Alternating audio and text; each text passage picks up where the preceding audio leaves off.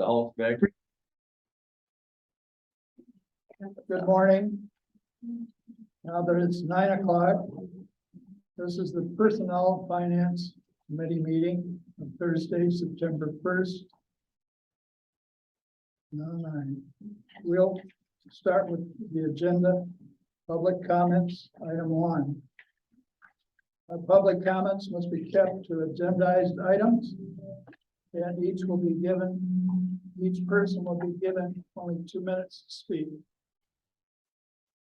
How many minutes? 2 minutes to speak.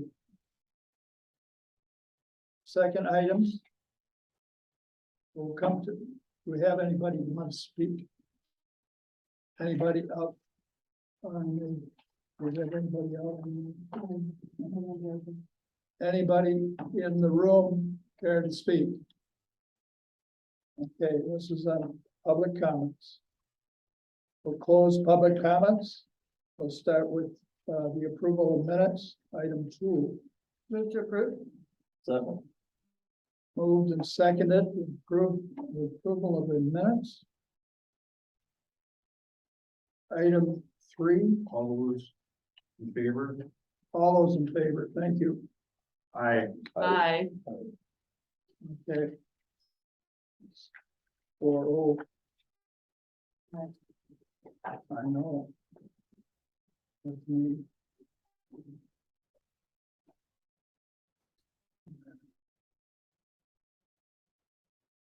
Okay, we're on item 3. Michelle, can you give us a little rundown on chapter 21? Yes, thank you, Mr. Chair, members of the committee. Chapter 21 of County Code is the airport ordinance. It essentially outlines quite a number of things as far as how the airport operates. And then also stipulates the rates and charges that we charge, for instance, for T-hangers or hangar rental in general on the airport that are published in that ordinance. And then also land lease rates, both for aeronautical land, non-aeronautical land in some cases, and then the various different rates that we charge for other things as well. And the agenda item report included in your packet gives kind of a high-level overview of where that chapter has been in the last few years. The last big update to it, which adjusted our rates that are published in that ordinance, came back in 2016. We actually looked at doing an update to the ordinance in 2020, and then COVID hit. We decided it wasn't the time to raise rates on everybody when kind of there's a lot of uncertainty about quite a number of things, especially financially. So we held off on it for a bit, but now we're bringing this forward.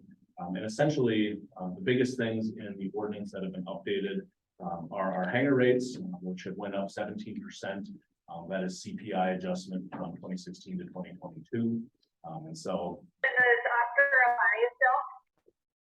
No, he was in the pharmacy. He just called for your direct line. Go ahead. Sorry. We had typically updated this approximately every 5 years. And then since the last update was in 2016, it's definitely now certainly due for an adjustment. The other big change in the ordinance is that our land lease rates also hadn't been updated since at least 2016. And I know there's been a lot of discussion about those, but we're proposing essentially the same percentage adjustment as the hangar rates for our land lease rates. And so our standard aeronautical land lease rate goes from 16 cents a square foot to 19 cents a square foot annually. And then we also created a commercial land lease rate, which prior we only had one land lease rate for aeronautical development for, basically bare land. So a property that we had available to develop, and that was at that 16 cents. The commercial rate stipulates 25 cents per square foot. So that would kind of translate to anything that happens for the development of the business park, other aeronautical parcels that we have for development outside of obviously just the business park. And so really it sets those commercial businesses on a little bit higher level as far as the rate that they would pay for that land, but at any rate, it's not out of line of market rents for airport land leasing in that case. There's a page in your packet that kind of goes a little bit more in detail about the summary of changes. That's what the title is, airport ordinance update summary changes. Kind of brings you through all the different things that have changed between the existing ordinance as it stands now and the proposed changes. We ran through a review with our legal counsel a couple of months ago and have satisfied everything with their review. And a number of things also that are altered in the ordinance have to do with some holdovers when we used to host airline service, some things that just didn't apply anymore. There's a number of those. But at any rate, that summary really kind of reflects the bulk of the changes and then some dramatic corrections and things like that. Other than that, be happy to answer any other questions, but would recommend approval of the updates to chapter 21 moving forward with the board. Your aviation committee approved it 5-0. Is that Correct. correct? Okay.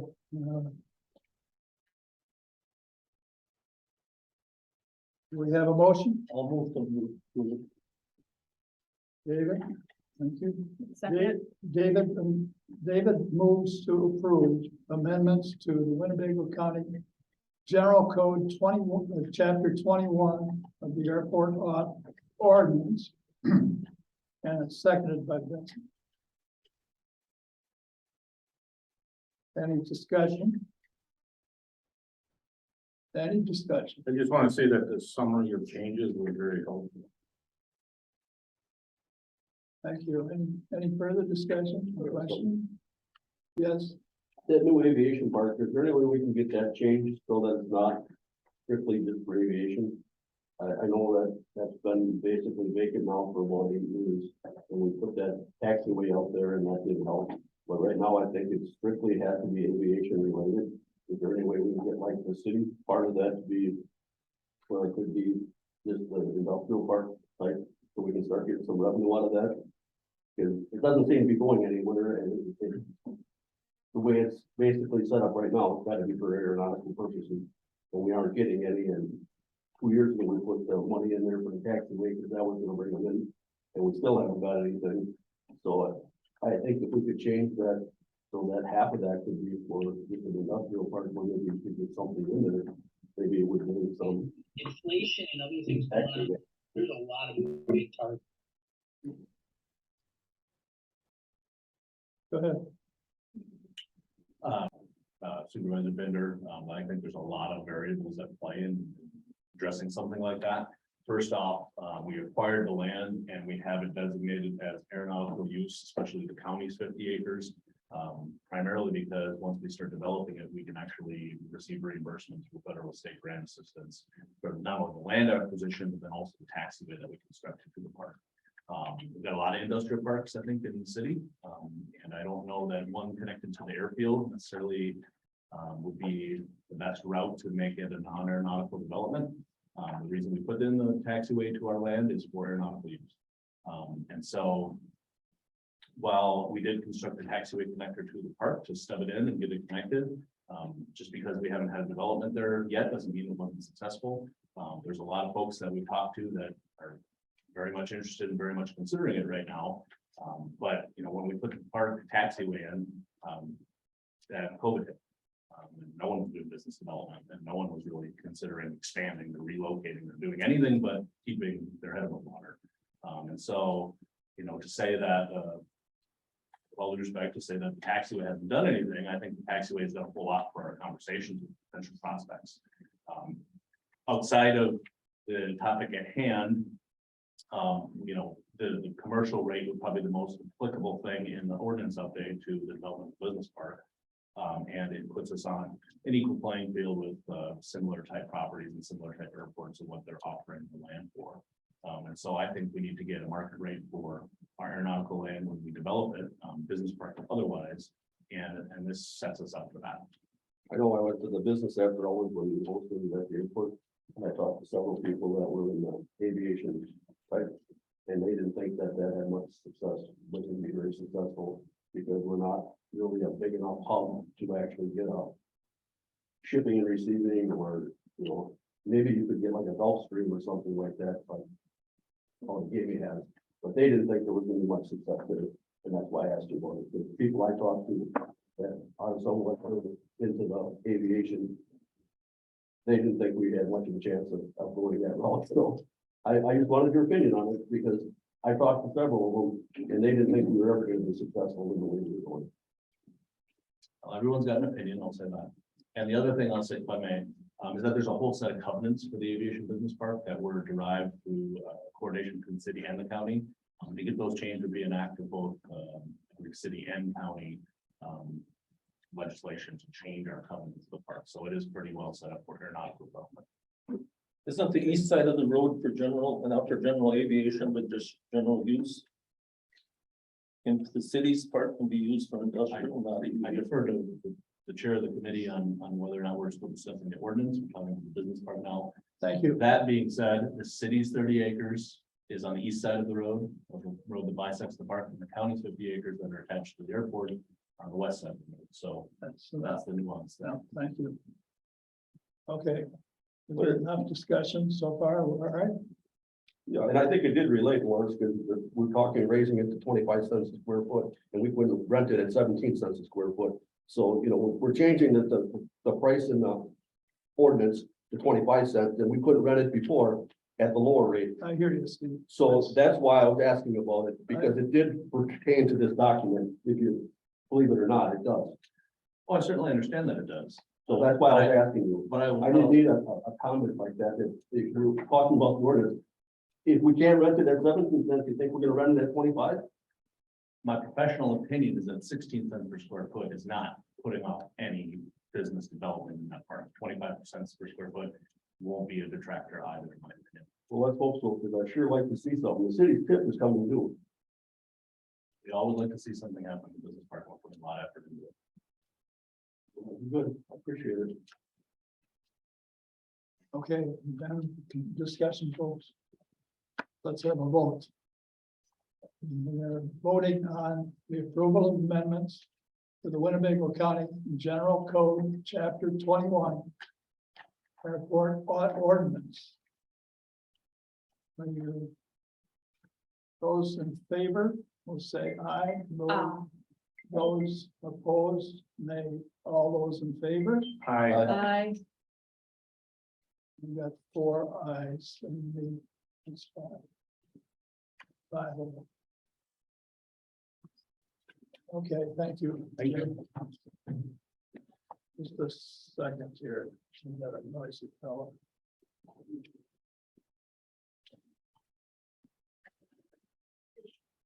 Well.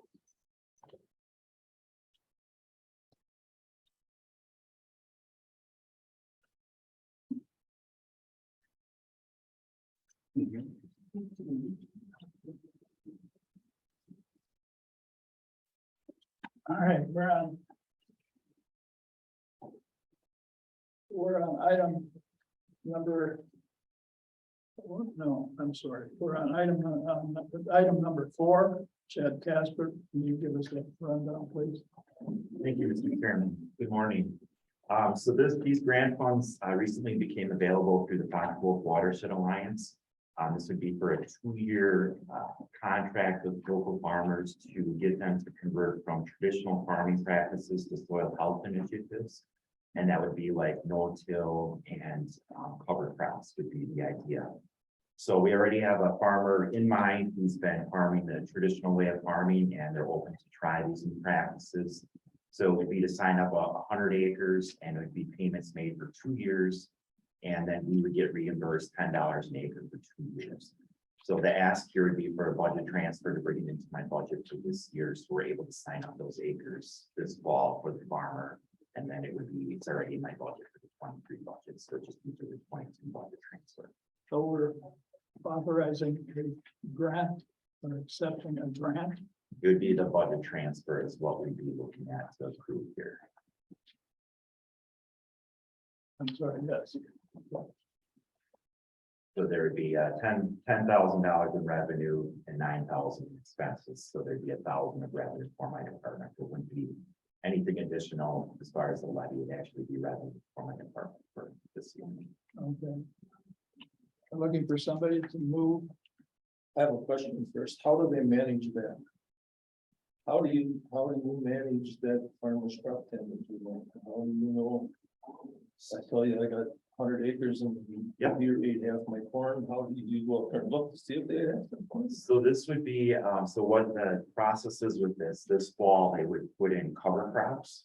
So they would put in, for example, like winter wheat, 1 or 2 species would go in this Okay. fall. I understand. And then next year they would no-till into that with their crop, and those would be the 2 systems they need to do to get paid. That's the idea. All right, I'd like to move to approve the 2022 budget transfer of 10,000 for implementation of the fund for Lake Michigan and National Fish and Wildlife Foundation grant to the appropriate Winnebago County Land and Water Conservation Development Revenue Account and 9,000 to the expenditure account. wait a second. Okay, we're approving a motion, the request for authorization to accept the grant funds for the amount of $10,000 from the Fox Wolf Watershed Alliance to enroll 100 acres of the cropland into soil health conservation systems with the farmers. Second. Okay.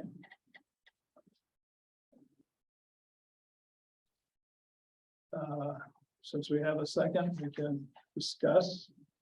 Anybody up for discussion? He seconded it. The second, She's got her. I got a question. Sure. So they get $10 per acre. Actually, it'd be 90 for the farmer per acre for 2 years, and then our department would be reimbursed $10 per acre for 2 years.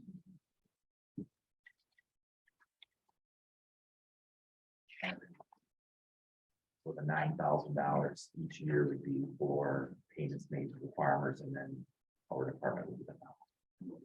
That wasn't very clear on here.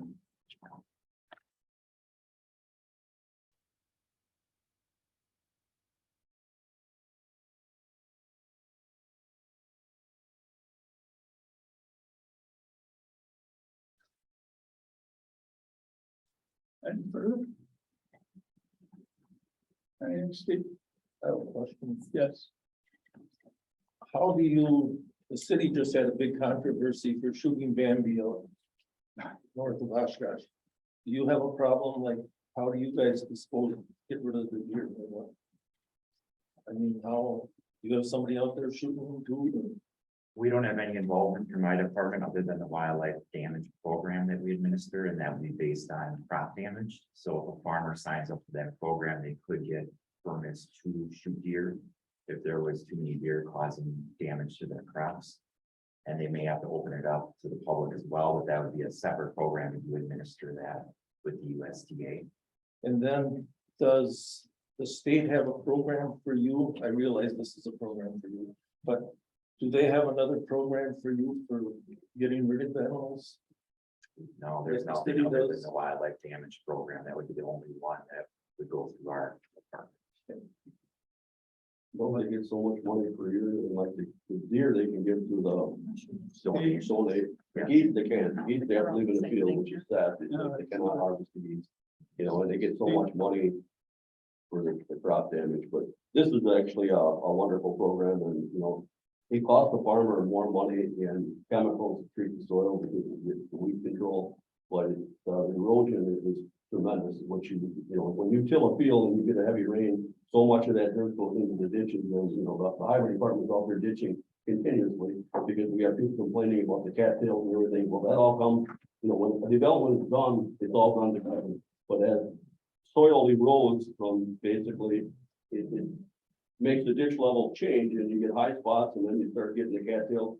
With the no-till, that doesn't happen. You know, you don't get that soil erosion. But it's hard to talk a farmer into basically doing this when it costs them more money in chemicals. So once they learn the practice and they learn the benefits of not losing their topsoil, and, you know, they have a good base to grow their crop, as the topsoil leaves the field, unfortunately, they have poorer soil. So now they have to add more fertilizers to get the same amount of crops. So it's a good program, and hopefully we can get everybody educated in the future. This will be the way of growing. Definitely, and it takes time with the traditional way of farming to convince farmers, like Supervisor Binder's alluding to. It costs money, so for them to do it, this is where it supplements those costs to get them to try it. The no-till holds the soil in place, and then the cover crops. The idea is to have a living cover on that field all the time. So that helps build that soil up, those roots die off, and then your organic matter increases, so you get more infiltration, reduces flooding, carbon sequestration, erosion control. It really is a win-win once we get the storm. It's gonna take time, but we're working. So if their soil is wrong and could they use rate for cover? Yes, I mean, to fix their soil, do you guys test for that to see what Yes. crops are best for their soil? so we start them out slow with like a single species, like your winter wheat, winter rye, but the idea is to get multiple species. That's better to have diversity, and that would be one that we put in. You can spin it almost like a food plot for some of these farmers, where you put in, rape, tillage, radishes, turnips, weeds, and then leave that beets. So the more diversity we get, the better. Is what we're really aiming for. Okay. Anybody else have anything, any discussion, any comments? Okay, we're ready for a vote. All those in favor say aye, all those opposed, nay. Aye. Steve, I didn't hear you. Excuse me. See and I? No. Okay, yeah, 5.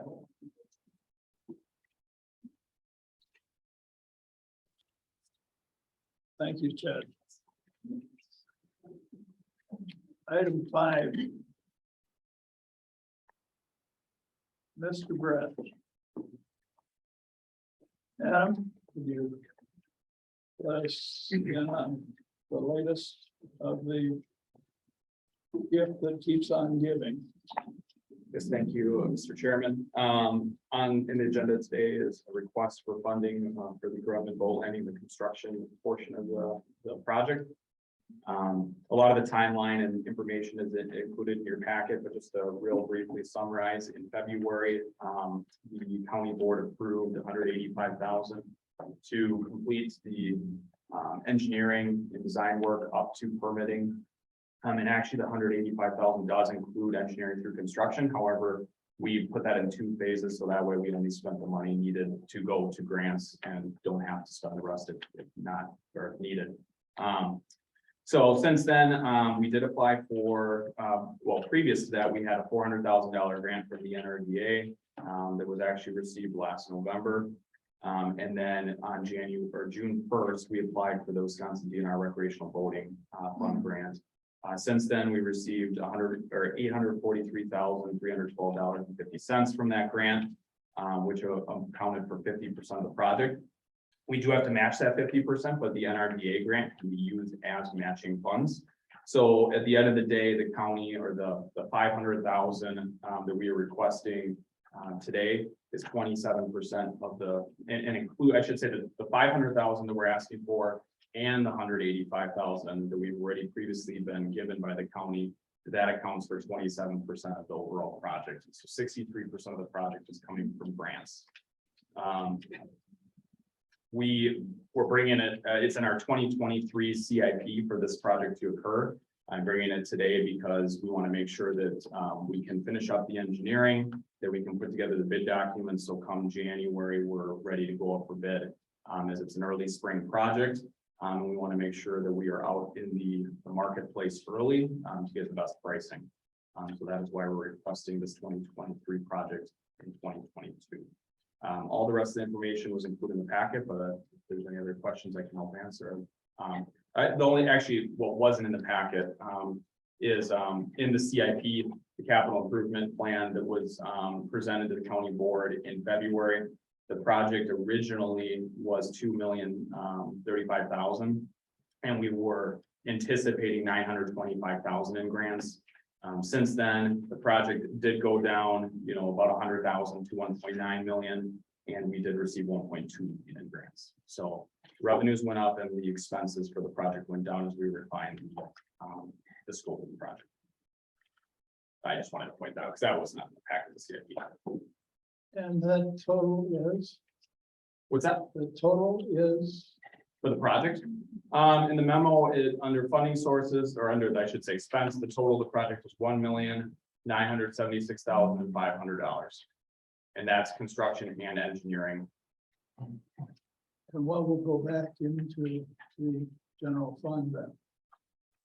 So the amount that we are requesting, for the county to approve for the project is, $548,187.50.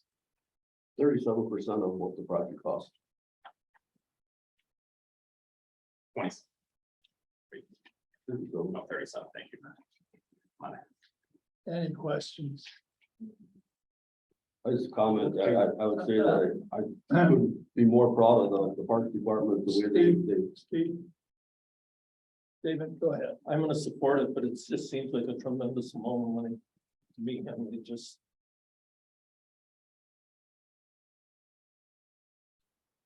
It is a lot.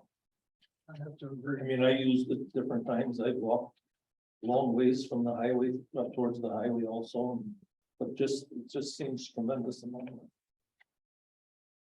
Steve, go ahead with your comment. Dave's comment, the $548,000 that we're paying is less than the boathouse that we paid for the sheriff's department. And I commend the parks department. They went out and found over $1 million worth of grant money. I mean, we're paying 37% of this project. So we're getting 63 cents on the dollar paid by the grants. So we're getting We're not gonna get into a back and forth discussion on. we're not, I'm making a comment, and that's what I said right from the start. I'd like to make a comment. I was commenting on the good parks job the parks department did, and that I will be supporting it. I think when you can get any project at 37 cents on the dollar, I'll support these projects all day long when somebody else is gonna fund basically 2/3 of every project. That if you go out there on a weekend and you see the cars parked on both sides of the road, and you can't get a fire truck or an ambulance into those houses that live in that development, we either had to put no parking signs and eliminate the parking there, because if my wife was having a heart attack and the ambulance couldn't get down to help her, I would be very upset. You know, so this is a project that needs to be done, not only for the boaters that basically want to get out on the lake, but for the people that live in that development that cannot get the emergency vehicles down there if there is an incident. So I'll be supporting it, and I think the parks department did a great job on getting the grant money for it. That's even. How long is the grant good for? Typically, we have a typical DNR grant is 2 years, and then you can renew them though. So we'll be well within that timeline. I'd have to look specifically on this one. But a DNR stewardship grant is an example, which is from the same funding sources as stewardship. It's just a separate branch of it. It's typically 2 years. We haven't received the grant contract or anything yet, so I haven't had a chance to look through that. I'm really on the fence. I'm not gonna go around the bush on this one. It's a lot of money for a lot of tax money right now. I get that it's on sale because we're only paying 20 or 36%. I get that, but it's a lot right now. That's why I'm asking about the grant. I mean, is this something that we can extend in the future? And I understand that prices could very well go up, but they can also plummet in the next few years.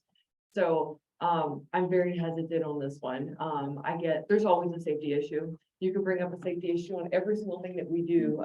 But I'm very hesitant on this one. But if somebody else wants to talk apart.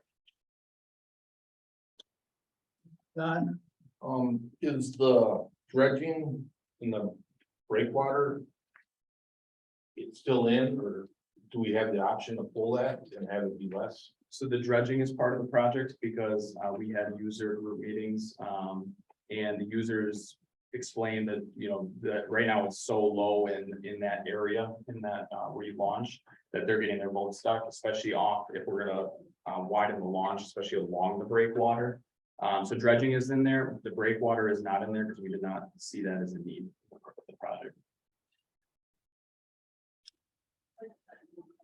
go ahead. I forgot now. How much additional property did we purchase for this? No additional property, so this was all on our existing property that we own. Still is a tremendous amount of money for this.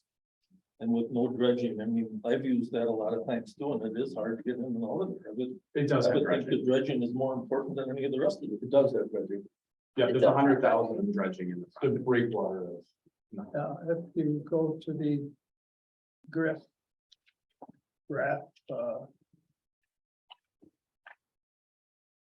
costing of the construction cost, you're going to find dredging is in that, included in that, okay? Yes, Don?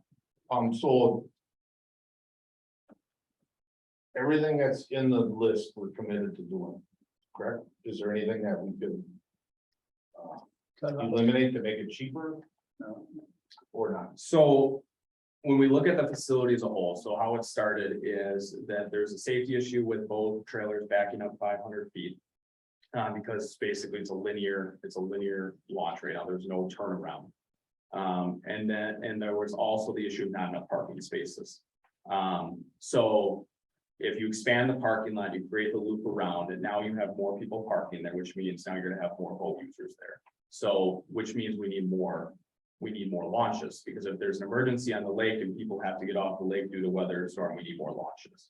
Otherwise, it's not gonna support the amount of parking spaces as there are. So we can't eliminate that. The dredging, as you mentioned, is definitely need, even if we don't do this project, we need to dredge, and dredging is something you typically do roughly every 10 years in a lot of these boat landings anyway.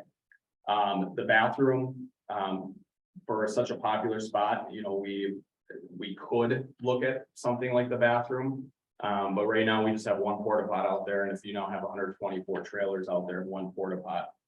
You know, so like for instance, our Black Wolf boat landing does have a bathroom, because it is our most popular landing at this point. The canoe kayak launch, yeah, that would be something that could potentially be removed. And then the transient dock we have on there, so that way, you know, if someone needed to use the bathroom, they're not taking up a boat launch space, and they can park right there and they walk up there. But for the most part, a lot of it is pavement because of the parking. And then the launches, a lot of it is in those two items. The majority of the project and the dredging. There's something we, haven't really discussed, but do you have permitting going to go on for the people with trailers to have a preference, or to have trailer parking in an area? And do you have, some sort of guidance in how people are supposed to park in there, and given that it is an open area? You're saying currently? Yeah. Yeah, currently it's. Well, with it getting more parking, are you going to have the same policing? Are you gonna have the same, costs and, Oh, sure. Yeah, we have our income ranger. coming in from the boat launch for, for benefit of keeping it clean, keeping it, kept up. And Yep. Yeah, so, maintenance wise, that's not an issue from our staff standpoint, continue to maintain it. We do have a park ranger that also goes around to, and we not have to increase the budget due to that. If anything, we should actually receive a little bit more revenue, due to the fact that we're gonna put an automatic pay station there. I have gone several times to our boat landings, and you open up envelopes and someone puts $3 in there because that's what they had. With automatic pay station, it's not gonna allow them to put less than the required amount in there. And also when we did our survey, and when we, so this has been going on since 2020, when we did the survey, and we also, had people come in for public meetings. If the parking lot's full, some people will park on the roads and down the street, but some people will just leave and go to a different launch. So whether that's up north Benina or if it's down to Oshkosh. So we'll see a little bit of increased revenue due to that as well. you're not gonna, you are, or you aren't gonna have permitting for, priority trailers and whatever. A trailer that parks there has to pay the fee to park in a trailer spot. Now, is this county or is this state governed payment into these little? It's all boxes? county run. We have a separate or budget for boat landings. Any other question? Yeah, I got one. We have a guest here. Would you like to make a statement? Yeah, I would. Thank you, Mr. Chairman, for recognizing me. I appreciate it. I understand a lot of the concerns you guys are talking about, but a couple of things I want to just make clear. Normally, these grants we went after is a crowded field. For some reason this year, there was not a crowded field. So the chances for us to get this amount of the grant last year was not the same. And the chances for us to get it again next year at this amount is probably not the same.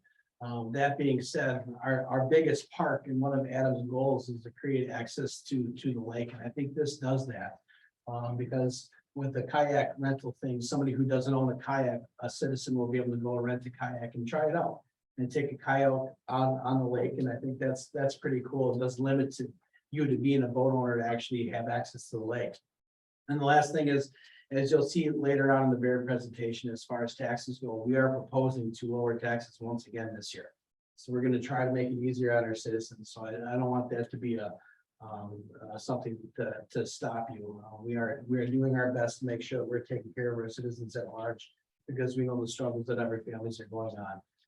That being said, I do want to caution you on not taking this grant this year, or getting this project done, because as Adam could attest, that field is usually much more sought after than what we saw this year. Thank you. Can I I want to at least expand just a little bit on what he was talking about with the field. And I really appreciate that, because we did, before applying for the grant, look back 4 or 5 years at previous grants to see what we could potentially anticipate getting. And typically it's a much more crowded field, because this is a large amount. I included it in there because typically and I don't want to misquote it, but typically, so for instance, this year, the amount that was granted for inland lakes is 1.8 million. So we were essentially granted 800,000 over, almost half of that amount. Typically, there's a lot more, and then I'm not sure why. I'm not sure if it's because there's ARPA dollars out there and people are using that instead of going through the grant process, but you do have to have approved permits to apply for this grant. So it's you're a little bit more committed than some other grants. You can just throw out, here's our plan, and hopefully we get a grant, and then we can decide what we're doing. So I just want to, at least when we look back at previous years, there were years where people only got 30–40% of what they were asking for. So for such a large grant to get 50%, I just thought thanks. All right. And we answered everybody's questions. Go ahead. You have a contractor picked already? No, absolutely not. So through our process, we've been actually, we're working with Great, the engineering firm. There's a lot of great contractors that work on the water, whether it's Yankee, Pfeiffer Brothers, Radke, Myron. There's a lot of companies that do work on the water. And when we go through that process, we actually work with a lot of them to say, hey, we're looking to do this. What do you think about this? So that way more contractors are involved in the design process, so they're aware of the project. So. No, we have to publicly bid. It has to be publicly bid, correct. So what percentage will it be allowed to drift above what we have here for it? I mean, The amount requested here today includes contingency. So if it were to be more than this amount, it would either have to go back to the board for approval, or staff would have to trim it down. If when we open bids, but we do have, I want to say it's 15. We have 15% contingency in the amount that we're asking for. Because there's That's always variables.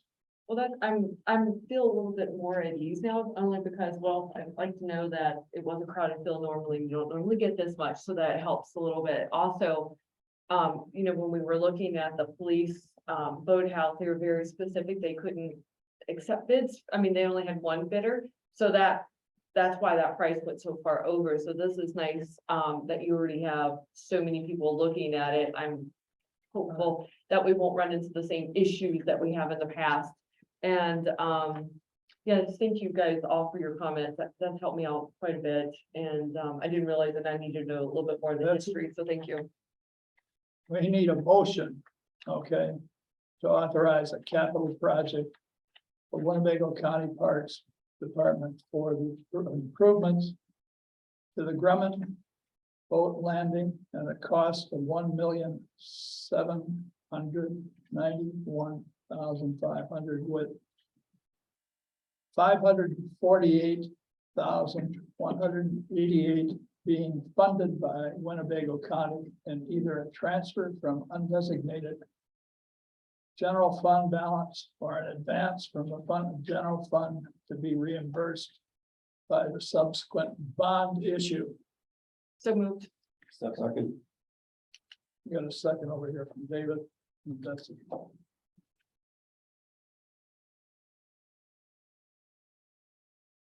Okay, we're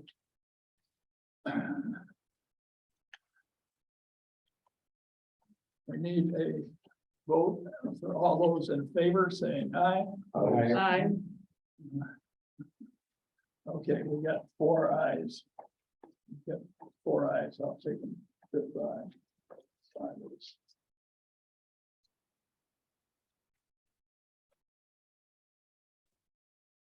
Okay, we're still up to bat here.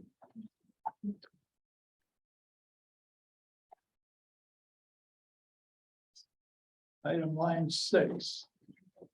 Authorized consecutive beverage pouring rights agreement between Winnebago County and Pepsi Cola.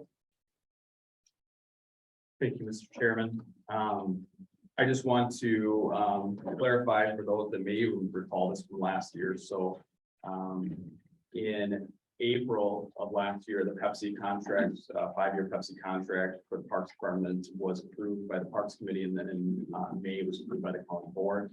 I started my position the first week of May, and I apologize, I'll take responsibility. It did never get signed once the contract went through.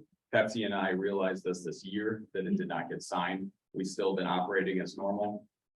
So we re-looked at it this year, which is kind of good anyways, because now I actually have my feet under me. I've been here for a full year and we have a contract that's more advantageous towards us. So the big changes, I did include these in the memo. There's three primary changes I just would like to highlight. The amount that we get as a donation or sponsorship amount, no matter how much we sell, went up from $1,500 a year to $2,000 a year in years 1 and 2, and then $2,500 in years 3, 4, and 5. So that amount went up. They also decreased their price. They've actually had a changeover in staff since the last contract, and this person realized that the price was too high, or they didn't need to be charging that much. They actually decreased, which is good for our promoters, because then the cost of Pepsi for them and to come to our facility is less. And then the only thing that did change, I guess you could say that's against the county, but it's not a huge amount with them decreasing the product amount, is that they can increase the product amount from or up to 5% rather than 4% in contract pass. So a % difference there. So those are the 3 major changes from the contract. And I would take any questions if there are. Otherwise, That gives us more bottled water. right now we have the same amount, 100 cases in bottled water being donated. So Small bottles or big bottles? 16, the standard size. Yeah. Standard size. Any other questions? No, we don't. We need to get a motion out here for the authorization of consecutive beverage pouring rights agreement between Winnebago County and Pepsi Bottling LLC. So moved. Betsy, seconded by Steve.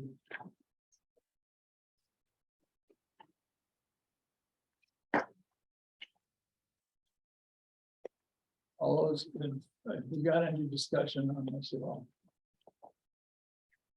The agreement has already been passed by corporate council. They Yes, know about yes, all the items in the package today will be by the corporation. Okay, all those in favor? Aye. That's 4 ayes. That was me. Okay, you're still up with that.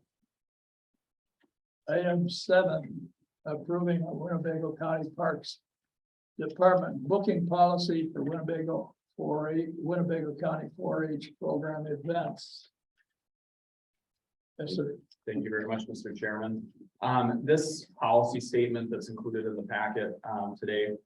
This is so with the change order from when I started last May, and we had a new expo manager start last fall. We've just been finding things that we need to shore up in our operations and our policies. One of it was we could not find anywhere how much we charge 4-H for their 3-4 shows throughout the year.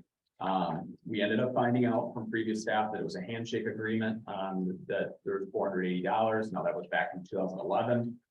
So we knew we needed to bring this back up.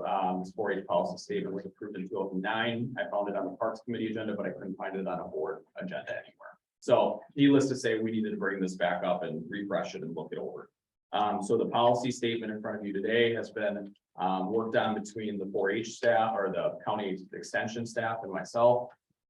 Dana from County Extension has been coming to our Parks Committee meetings. And so we've been working through that. We removed some of the language. It talks about some of their programming they do over at the Expo.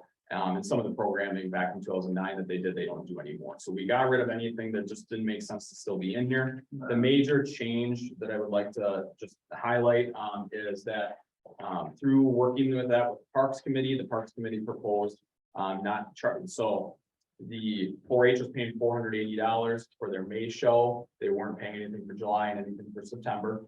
The Parks Committee proposed to change that to no charge. Because they thought that the 480, and maybe someone from the Parks Committee can explain that a little bit more, but that the 480 wasn't covering much in the budget anyways. Just to give you an idea, a typical horse show, like we have one this weekend, is gonna run roughly about 4,000 to 5,000 per day, a typical horse show. Obviously, County 4-H is a partner, and they have the youth that participate within Winnebago County with equestrian and with other events that are listed in here. The big one was the 4-H or the horse shows. So I'd be happy to answer any other questions in here. If you have any questions about 4-H, I'll do my best. I don't work for the extension, but I can do my best to help what Dana's kind of explained. Explain no charge.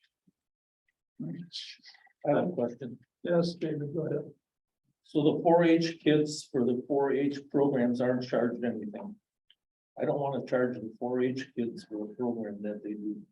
Correct, yes. So the proposal is that we do not charge 4-H. Right now, we charge them $480.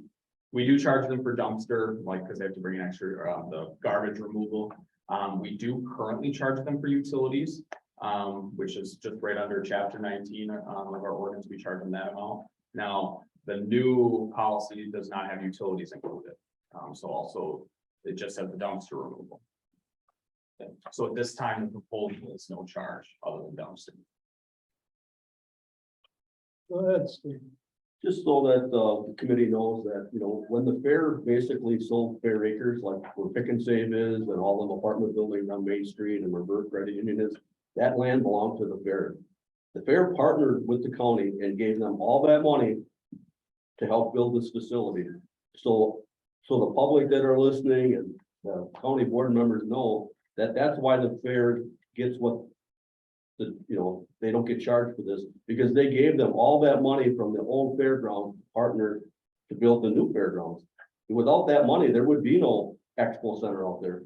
So that is, that gets forgotten, and I'm glad we got a contract, because 10 years from now, 20 years from now, no one will remember that they took all that money from that fair acres that basically look at the tax revenue that is bringing in to all parts of the government today. Between the apartment buildings, the Pick and Save, the Burke Credit Union, all that belonged to the fair.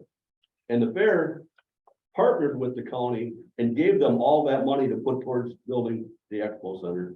So that is why when people say, well, is it fair that the fair doesn't have to pay? Well, they gave them millions of dollars to purchase this land. So yes, it's fair that they don't pay. They could have bought their own just like they did in the past. But why would we need two facilities like that when we can partner and share one? So, I definitely support this. I think 4-H is a great program, and I'd rather see kids basically taking care of animals and growing and coloring than being on the street and getting into trouble. So I think this is great, and I support it 100%. Betsy. Super excited about this. I'm glad that you are looking at these old contracts or actually developing these contracts. It seems like you've come in and you've really cleaned up the department, making sure that everything is there. So thank you for that. I was a 4-H person myself, and I'm really happy to see the changes that you've made and what you're doing. So thank you. And I'm fully in support of this. Don, do you have a question? No. Our guest has a question. That could be on the department heads, but, no, I just wanted to thank Adam for this. When he brought this up to me, he said, we're not charging 4-H, but we don't really have permission to do so. There was a contract in there that said we had to charge them a higher amount. So I agree with you, Dave. I think that's exactly why we're here today, to make sure that we have the policy direction from the board to do what we've been doing in the past. So I appreciate Adam, taking that, to heart and say, yep, these are the things we gotta clean up. So, good job. Dave, do you want to make a motion for this? Yeah, I'll make a motion to, Approve? I gotta find another thing, to adopt a booking fee policy between Winnebago County and 4-H program for the Winnebago County Parks Department. Second.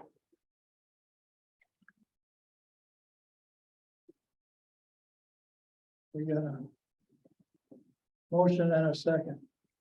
Steve?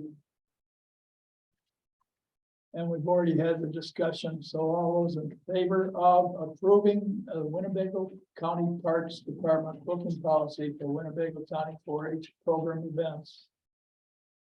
Answered by saying aye. Aye. 4 ayes. And it's a bill.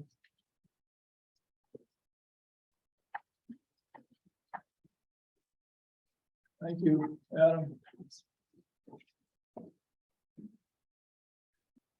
We're on to the treasurer's, Mary Krieger. We have approval of in rem tax foreclosure.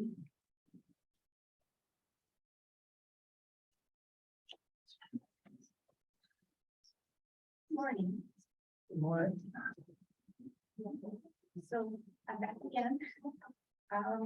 We did have a successful auction this time of the 2 last properties.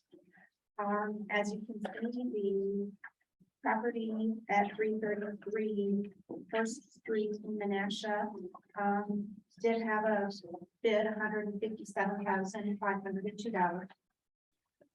That's the property that we originally had at 200,000, 175,000, 150,000, no bids.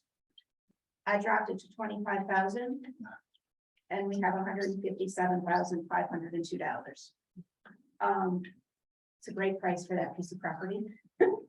I did have facilities go out and take a look on it, at the roof. They did some tarring. The leaks are still there. It's a building that needs to be sold. So it doesn't want to sit, so we don't have it sit through another winter and have additional damage to that property. The second property is a vacant lot on Bone Street in Oshkosh. That's one that we originally had at 12,000 no bids, 9,000 no bids, 7,000 no bids. I dropped it to 4,000, and our bid is $7,075. So I'm looking for approval on the sale of those 2 properties. Second. All right, we got David moving through. And Betsy, second. We got a discussion and a comment out of Steve. Go ahead. I just want to say, I was glad to see it on Facebook. I think that's why you got these prices. You know, I went on Facebook numerous times and they always popped up that they were for sale. You know, I think you advertise them and it makes a big difference. There's thousands of people that look at Facebook. And when that was out there, you know, there wasn't a whole lot of action. It went to 50-some thousand right away. But then it didn't really move until the end. But I think all our properties need to be listed like that. And it makes a big difference. If you get that out there, people know it's for sale, you have a lot of buyers. But if nobody really knows it's for sale, it's like something sells for basically 3,000 or 4,000. Well, I would have been interested at that rate. But unfortunately, they didn't look at the state site to see that it was up for sale. That's Wisconsin Surplus. That's the company that we use for our online auctions that put it out there on Facebook. Yeah, and I think if you can recommend them doing that for all our properties in the future, because I think we had a lot more potential lookers, which creates more buyers, you know, and I'm happy with these prices. And I'd like to just see us in the future when we list our properties, to mention that to them, and we'd like to continue this game on Facebook, so we get up there with market price for them. No. And I did For my budget for next year, I did do an add-on to increase some publication costs. Yeah. We're required to do what the state statute says to do. But I was thinking we could always put just a little ad in the Post-Crescent to visit the site, or in the Oshkosh Herald, and the Herald, because we do the legal notice in the Oshkosh Northwestern. Like you said, social media is where it's hitting.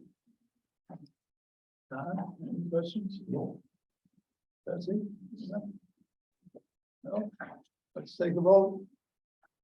All those in favor? Aye. Those opposed? Nay. Yes, 5. Mr. Chairman, Yes, for me.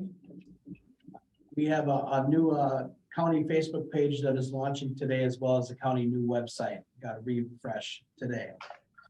Definitely going to help the treasurer in the future for getting the word out. thank you. All right, we're down to presentations. We have our first presentation from Clifton Larson Allen.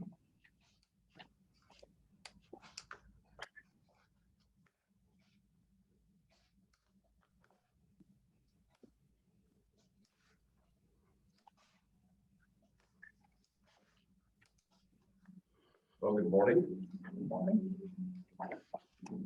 Again, this presentation is a high level and an informal discussion on your 2021 audit. So we do that by really going through the management communication document. So if you want to follow along, that is the order of the document. It supplements the financial report in the bottom. This copy, the larger copy. You can take questions at any point in time in any documents, but Amber's going to start there and I'll kind of conclude. Excuse me. Betsy, your book is right here. Okay. You'll want to go through that one. Oh, will, thank you. All right, thank you. So then at the end, then I will come back on and we'll talk a little bit about what's coming up. There's a couple of new GASBs coming up. I'll spend some time on. If you're here last year, I talked a little bit about them, but now it's the time to really talk about them because they're coming up in 22 here right now. So with that, I'll turn it over to you. Thanks, John. Thank you for having us come. So I will say, I'm going to focus on the staple document, as John mentioned. There is the thick bound document that is the county's. It is now called an ACFR, so an annual comprehensive financial report. So that is here. A couple things that I just want to touch on within here.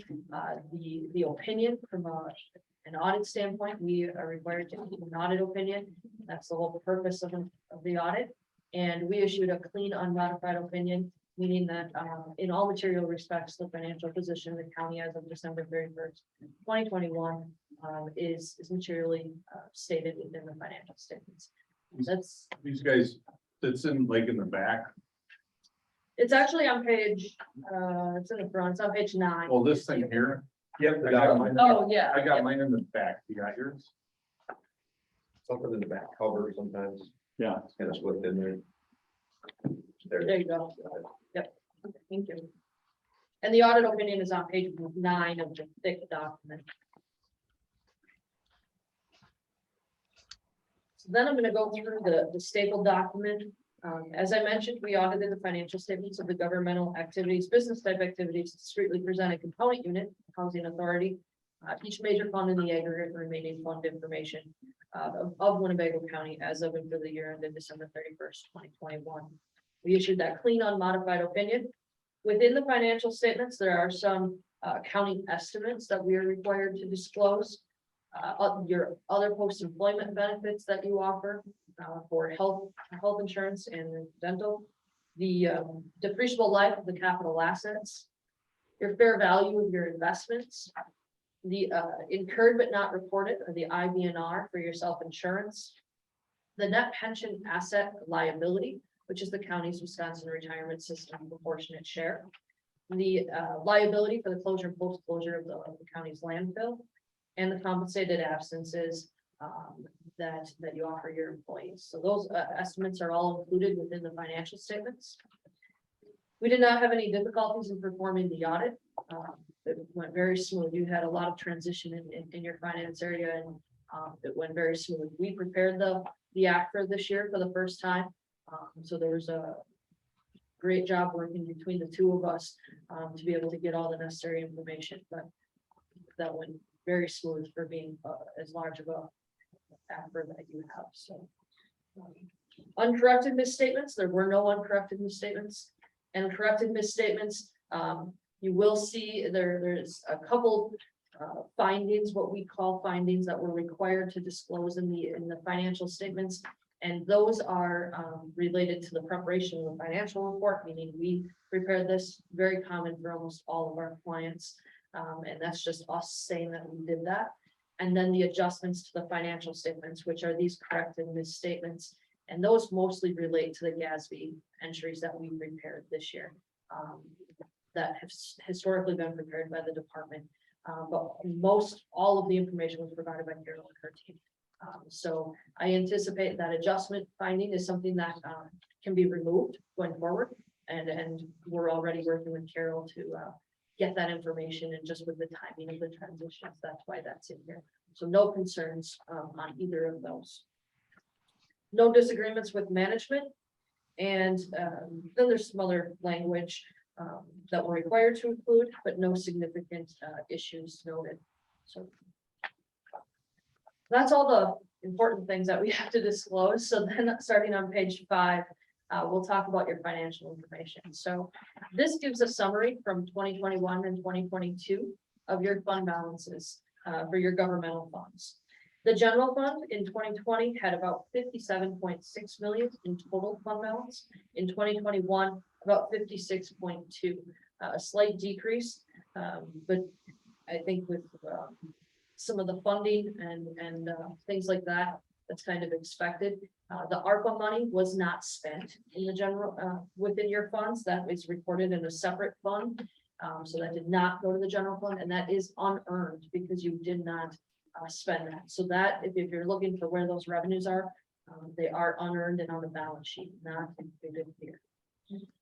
Your unassigned fund balance in the general fund is approximately 65% of your general fund expenditures. So a healthy unassigned fund balance there. I believe you have a benchmark of 25.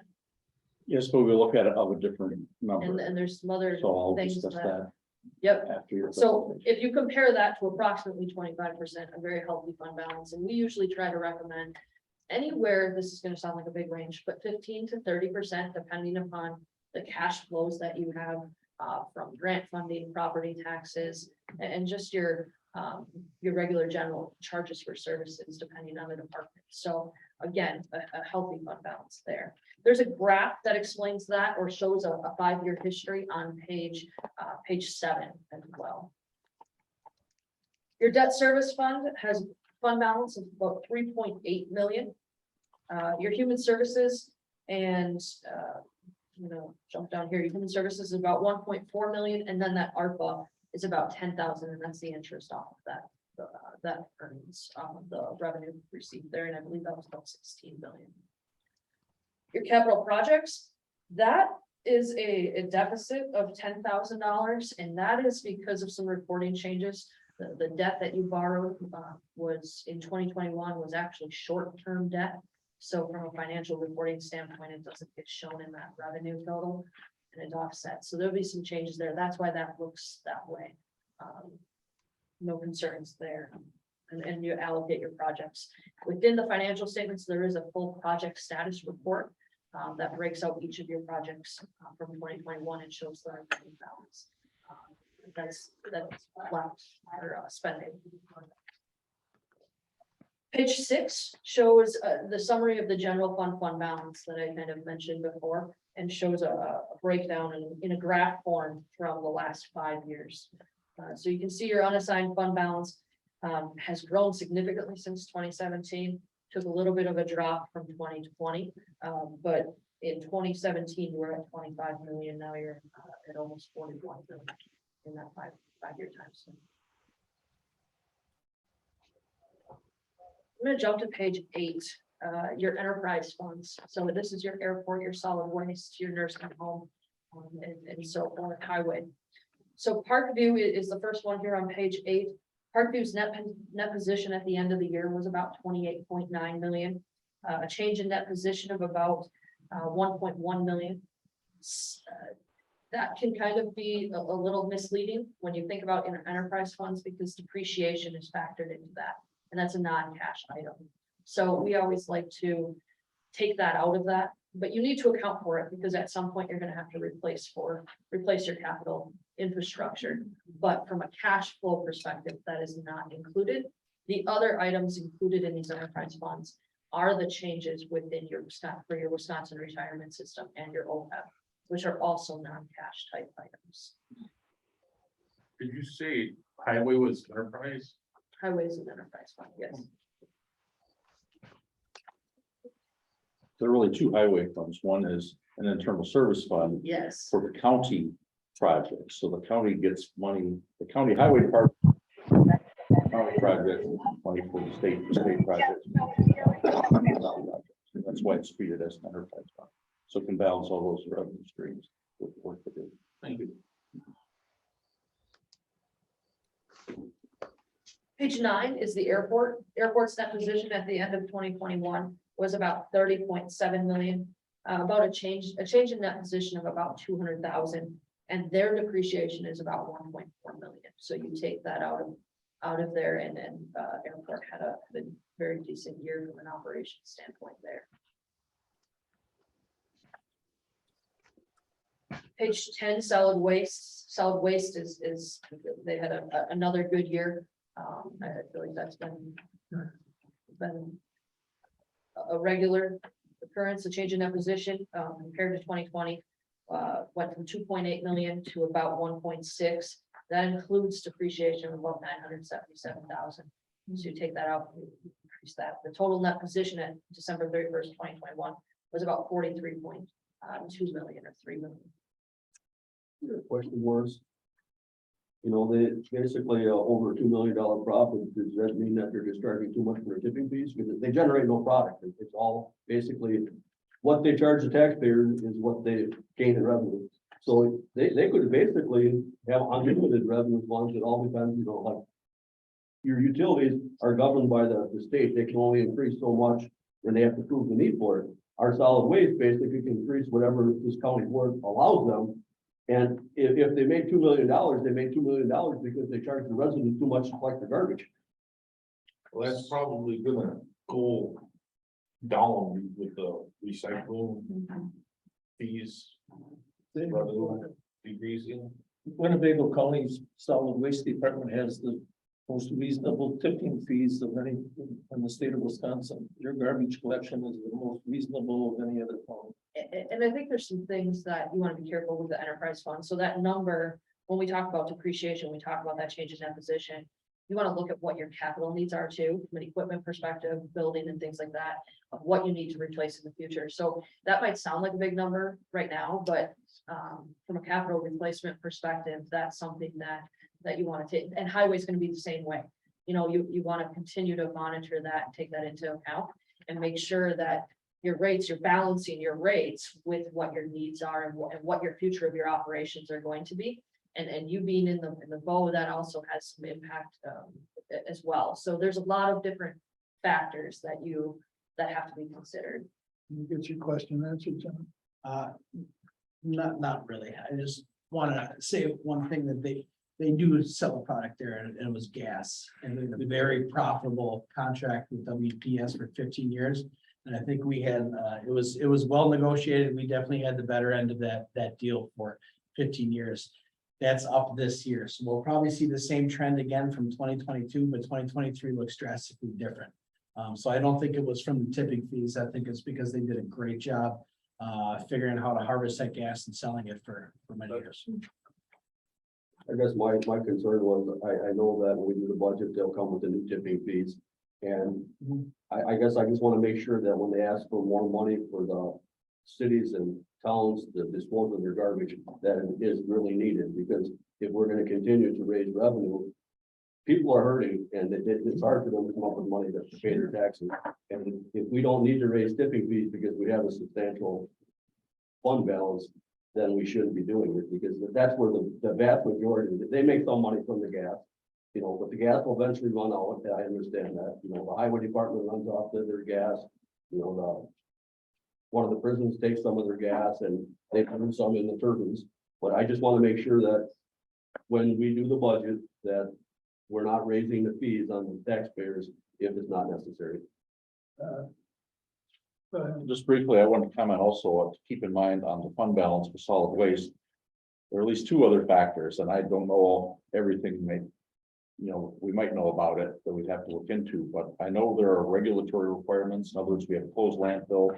There are regulatory requirements that we set aside money to make sure there's money to maintain the closure of that landfill, do all the engineering, do the testing, do the, gas production, everything else. So they're required to set aside some money for that. And it's probably a pretty large sum, but also I believe their long-term plan always has been as part of the BOW group. We have a closed landfill.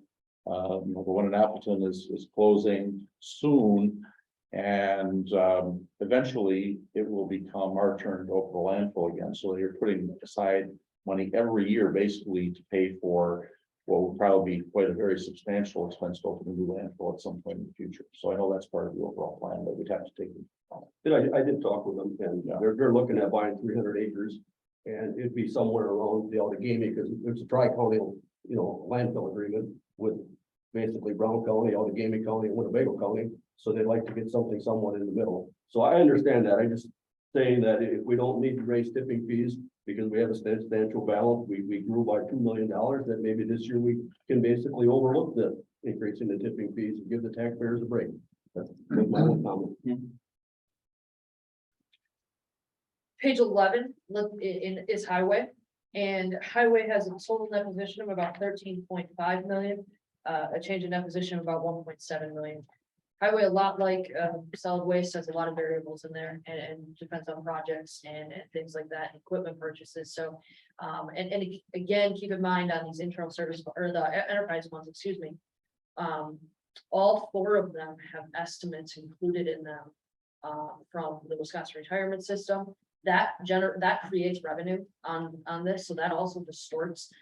So that's where I would focus if you want to compare, is look at your cash flow and the cash flow from operations. So, if I look at airport, for example, they had a drop in cash flows from about 2.8 million. Highway had an increase of about 1.4, but that can change depending upon what your capital needs are, how you're going to change your business operations, things like that. So there's a few things that can be misleading within the income statement on an enterprise fund that you want to make sure that you kind of go back to those other before you to cover all your bases from a decision-making standpoint. Page 12 and 13 are your internal service funds. So the general services finished the year with a net position of about 238,000, a change of 35, very consistent with the prior year. Not much of a change in operations there, consistent. Self-insurance, net position finished about 10 million, an increase of about 800,000. Obviously, self-insurance in general is very volatile depending upon claims and things like that. You want to make sure that you're maintaining appropriate cash and fund balance on the side or net position on the side because you don't know what will happen going forward, both from a premium standpoint and from a claim perspective. So a good year there, but again, hard to predict where that will end up in the future. The remaining portion of this document is the management representation letter. Management taking responsibility for the financial statements. So as part of that audit opinion, we are responsible for issuing opinion, and management is responsible for the preparation and fair presentation of the financial statements, and that rough letter is indicate that they're taking responsibility for that.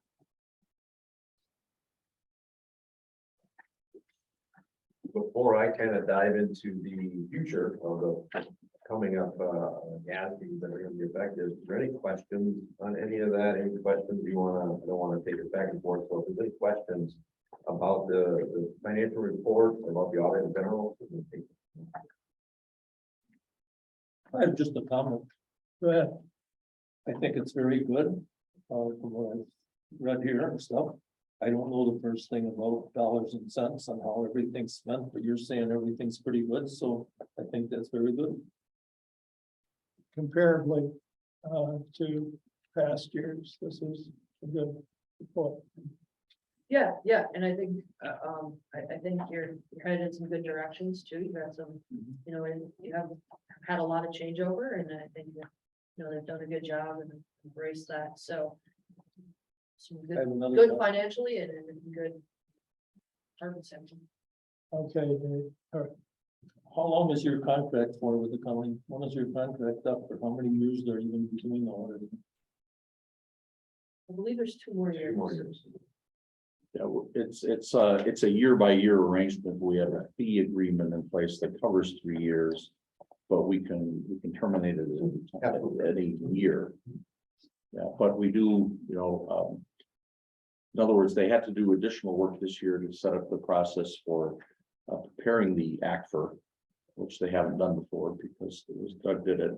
But you know, so those costs are kind of dependent on us doing for 3 years. We'll recoup some of them. We spent a little bit more this year. There'll be a little bit of a reduction the next couple of years because they put that money in this year. And I do, if I may, Mr. Chairman, just make one comment. I do want to recognize Carol Blackmore and give her a lot of credit for working on probably almost daily basis with Amber and John and their team to get this going, because this wasn't the thing that Carol had been involved with previously either. Preparing the financial statements was Doug's job primarily. And so I just want to recognize her. She's here today, and I know you all know her, and she's been doing a great job holding the department together here. And just wanted to recognize her role in keeping the financial statements here. Thank you. Any other questions or comments? Yes, Carol. I just would like Amber to point out the change that we wanted to bring forward to Tina on page 39 of revenue recognition. Oh, because that was in previous years. So. Page 39, yes, page 39 of the financial statements. One thing that we did make a change is historically, revenue recognition is based off of 60 days being received. So your revenue is being received within 60 days after year end. And that's the point that the revenue would be recognized. And historically, that is how the county has operated. They have not changed that approach or that policy. The unfortunate part is a lot of grants are not received within 60 days of year end. The state and the feds are very delayed in some of those. Some can be received as late as June for that previous fiscal year. And the expenditures are incurred in the previous fiscal year, which in the past, those would not have been recognized as revenue. So that would have been on the balance sheet only. For 2021, we made the change was made by the county to go to 180 days, which would take them through June and cover that entire period. So from a comparative standpoint, the enterprise funds were always on full accrual. That did not matter on the 60 days. But your governmental funds, you may see some differences in the total revenues and things like that, and some timing because of additional revenue recognized for 21 upfront, and then consistently going forward, that will be the approach. So it will match the expenditures so long as it was received within the 180 days. A lot of counties are doing that because 60 days was kind of the historic, I mean, 20, 30 years ago, 60, everybody 60 days. So now with the delays, with the different funding you're in, it doesn't make sense anymore. So a lot of counties are doing what you're doing and getting updated. And this primarily relates to the grants. All of your other revenues are usually received within 60 days. That's not an issue. It is this pure grant funding that historically has been a problem. Human services. Help. All right, So with that, I guess I'm just gonna close a few minutes here on what's coming up and looking beyond 21 to look at 22, because I'd like to end on that, what we had. And one of the GASB 87, which is related to leases, and you're here last year, you heard me talking about this for quite some time. And this has been talked about for like 3 or 4 years because COVID kind of delayed the implementation. Well, we're finally here. 22, the year we're in right now, for next year's audit will be the effective date, the implementation date. So right now, what the county's working on, we're helping them through that process, is really starting kind of evaluating where you're at with that. So GASB 87 leases changes it a little bit, and I won't go through all the details about the technicality of it. But really what it does is it changes the rule, it consolidates the rules into one rule for all leases, and that's leases that you would right now in your head think about, like when we lease a piece of equipment, and it's a capital lease currently, and we would set up a liability, that's included, but it expands it beyond that. And that's really the top part, the more work for you guys as part of the county.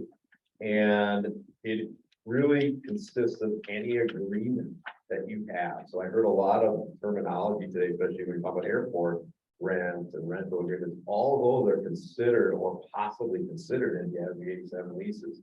Any multi-year contract where you pay or receive. So that's the new thing. Right now, that was never addressed. When you had a receivable for hangar rental at an airport, whenever you got that money, you recorded it and you're done. Now, if you have a multi-year agreement with me renting a hangar, that is now considered a lease. There's a receivable that's going to be set up for the life of that. And there's technicalities and calculations, present value calculations that are needed. A whole slew of footnotes will probably come up with that. But also embedded leases where you pay as well. And those are not addressed right now. So those are things like, I'll use an example from a school district just because it's currently on my mind, and that's a bus lease. Well, you're hiring that out. Let's say you don't own the buses, you don't employ the people, you're hiring that out. But because it's a multi-year agreement, that could be what's called an embedded lease. So even though they're not yours, it doesn't matter anymore. It doesn't matter if you own the asset that you're basically renting. It matters that you get the benefit of it. And that's a huge change. Didn't sound like a whole lot of change. We didn't think it was going to be that big a deal. But now that we're implementing this across the country, it is a big deal. And we're spending a lot of time reviewing contracts. You're spending a lot of time with our council reviewing contracts. And one word, one sentence in these contracts can trigger whether it's effective in GASB 87 or no, it's not. And that's the challenge here. And it takes a lot of time to go through those, especially when you have 75, 80, 100 contracts, which you do just from your airport alone. So. So help me out with this one a little bit. Yeah. So, when you say a line that could effectively say that we wouldn't get funding for it through the state is what you're trying to say if the lease is not done correctly? No. Okay, so I'm not understanding. I wasn't here the years before, so Yep. I was on the school board for 12 years. But it was a No, whole this is other related ballgame, so I'm to curious. an asset or a liability. that Okay, you're so you're recording. gonna ask, so you're looking at, so for example, If you lease land to somebody, a parking lot. well, to like somebody, the airport, I'm on the airport committee, Yep, so let's go with that exactly. again. So Like you're that. saying that So about, there's gonna be like a simple template that we're all gonna have to use for. so here's, I'll walk you through it. So here's what you have to do. You have to take an inventory of all of your agreements that you Mm-hmm. have. So let's take airport. That's pretty easy. You have all of your, They have it's not easy, like but it's 100 of them. they have 100 of them, I but mean, you know where they that's all what are. I'm just thinking the magnitude of this The and how magnitude is- crazy this is. and then Okay. you add in all the other departments. Just one and department out of. One department of all of them. So Yeah. that's why I'm telling you, it's gonna take a lot of time. And once you do that, once you identify all those agreements, so all the hangar leases, let's say you get an eviction Mhm. back and you gotta start going through each one. And Make sure hangar everything leases- is in there is required. and so things like who can cancel the lease? So if the county can cancel that lease and the tenant can cancel their lease with 30 days written notice, it's not a lease, because I don't know if next March you're still gonna have that lease. I have no way of knowing that, because at any point, either party can cancel. So things like that have to be addressed. So what other counties are doing, and we have a tool that you guys can use if you need to, and so it's not exactly written for a large scale like you, it's more for small, but it certainly can be used and can certainly help you. It's our spreadsheet with all the factors that you need. Lease, hangar lease 1, hangar lease 2, hangar lease 3, however you want to identify them, and just do an inventory and start putting all the assumptions down. Then, once you get all that done, countywide, and you probably want to do it in chunks of departments, then you would then assess each one to whether it's. And if it's not done in time or properly, then what? So it's just based off of the agreement. There's no state or federal funding tied to it. It's purely gonna be additional information recorded in your financial statements. Which is Which required. is gonna be required, so all it's gonna do is, if you pay it, so the airport, for example, when they bring the money in for those hangar rentals, it just went to revenue. Right. It's now gonna record a receivable on your balance sheet For for all of that. all of the For leases more over revenue. the time. Mhm. And Okay. then you're gonna amortize these leases over a period of time using a present value calculation and the lease term. So it's another one that's gonna, so when we talk about net position in your enterprise funds and things like that, your enterprise funds, all of that activity will be recorded in the funds, so it's gonna distort those numbers even more. In your governmental funds, it's all gonna be government-wide. You're not gonna see that in your general fund or your human services. It won't be in your operations. The unfortunate part is, it doesn't really serve a lot of purpose to the users. But it creates a significant amount of work, Yeah. and it's going to be, so And Carol, if we ignore it, they end up Right up. having to write Yes. an audit opinion saying we did not follow. Correct. Right, it'd be a modified government, opinion. Accounting standard. That's Yeah. so much extra work. I mean, the magnitude of the work alone is just, Yeah. it's overwhelming in my head right now on how much. and we've started, Carol and I've started talking about this a little bit, we talked about it with, back in when we were here at field work, but we started talking about. We need to start working on compiling this list and have it for fall, so we can go through it and we can determine the best way to track it, because as John mentioned. Your airport, I think when Carol and I talked the last time, we know of 75 leases right now at this point in time. And that we need to review, that maybe not all of them are gonna be applicable, but we need to review all 75 of them right now. And that means the county's reviewing them, we're reviewing them, we need all the agreements. All of that is gonna be part of the process, and then there's the ones that are at a small department that you might not think has a lease, but it's a contract, as John mentioned, that might have an Just a embedded, cleaning an embedded service. lease. Yeah, like a cleaning service at the housing authority, right? Well, cleaning service That- wouldn't be because there's really no asset attached to it, Okay. so that would be just a service. There's The really main, the I think the main underlying right- purpose of the whole thing, keep in mind, is it's basically a way of determining the value of an asset we put on the balance sheet. Right. Our balance sheet assets is the very not important gonna number to change, us. Right, well, And it's yeah, not gonna change that It's not much gonna anyway. change, it's just the way of reporting it, Yeah, and then you have to hire, I mean. So operationally, you won't see a difference in No, the airport, no. but yes, it's all gonna be in here and. I And agree it's with gonna you, add it's a lot of probably complicated. 4 or Double. 5 pages of 4 or 5 pages. Okay, of footnotes. I Go don't ahead, think, John. Yeah, we talked about this. This is a regulation I don't think any of us agree with. There's gonna be a lot of work to absolutely no benefit to either us or our citizens or the end user.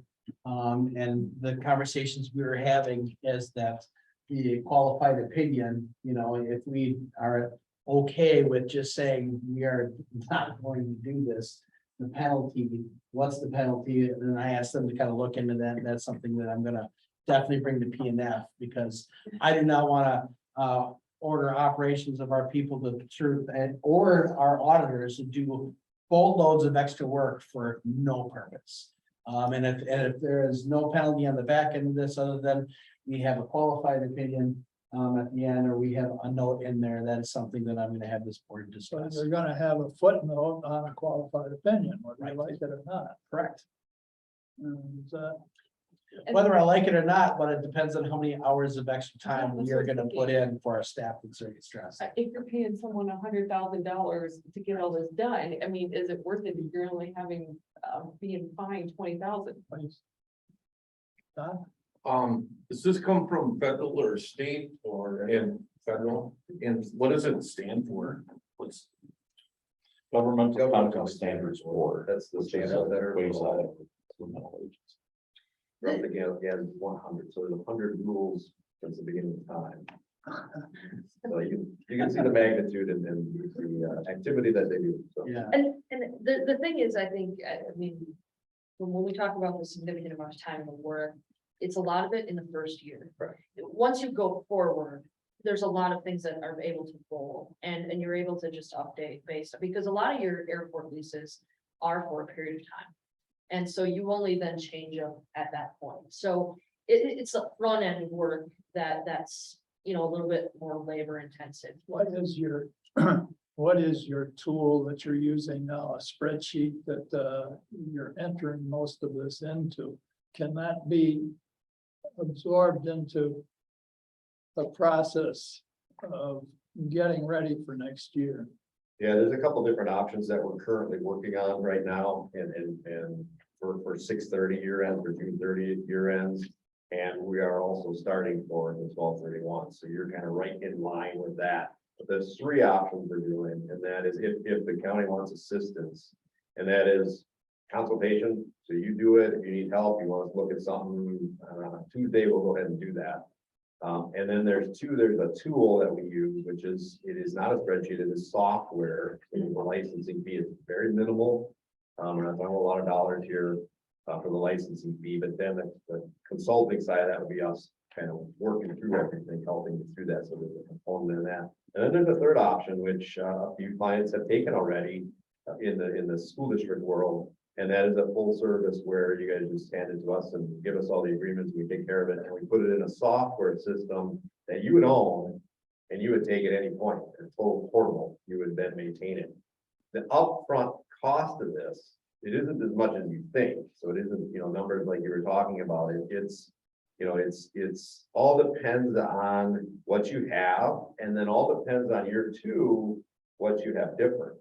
So we look through 80, let's say you hire us to do it all, we look through 100 agreements, and all of the 100 agreements are multi-year, but we already looked at them. We don't need to look at them again next year, other than to say, okay, did anything change? Let's say there's 10 new ones or 10 renewals that change, that's all we have to look at. The rest is all compiled in the software. So what we're seeing in some of the ones is an implementation fee, and then it drops considerably up here too. And that's kind of what most JASBs do. What's the average implementation fee? We did a 20 lease or 20 agreement school district, which is one of the larger school districts in Wisconsin. And it ended up being right around $15,000 total, all in. That was attorney. Right, for 20. For 20. For 20 leases. For 20. 20 leases.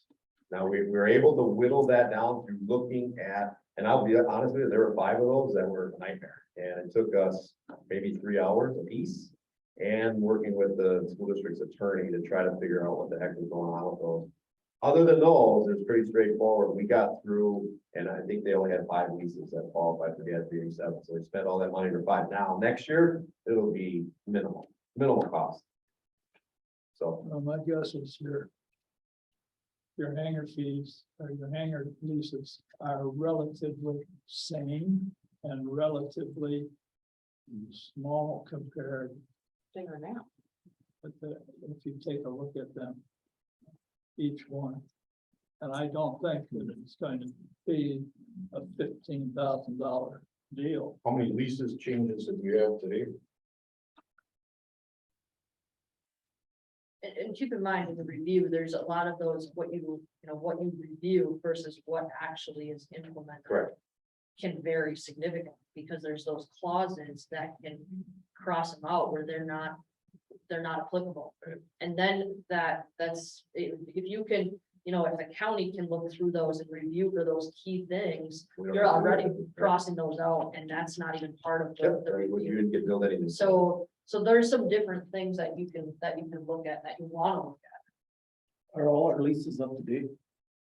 I mean, one time years ago, we had every single lease was 4 years behind. It was never a lease up to date. I think Jim has got it pretty well. And, no, that's their job to tell me. I don't know. He's just a yes person for these people.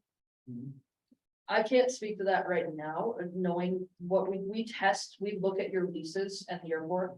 When we come in interim in fall, we look at those and we tie them out, we agree the payments to what the expected amounts are, but off the top of my head, I don't know dates, and there's so many, so. Yeah, but GASB 87, even it's think gonna about be, it. we're really gotta look at those now, so we'll be analyzing, I'll answer that question. His dollar amounts are changing.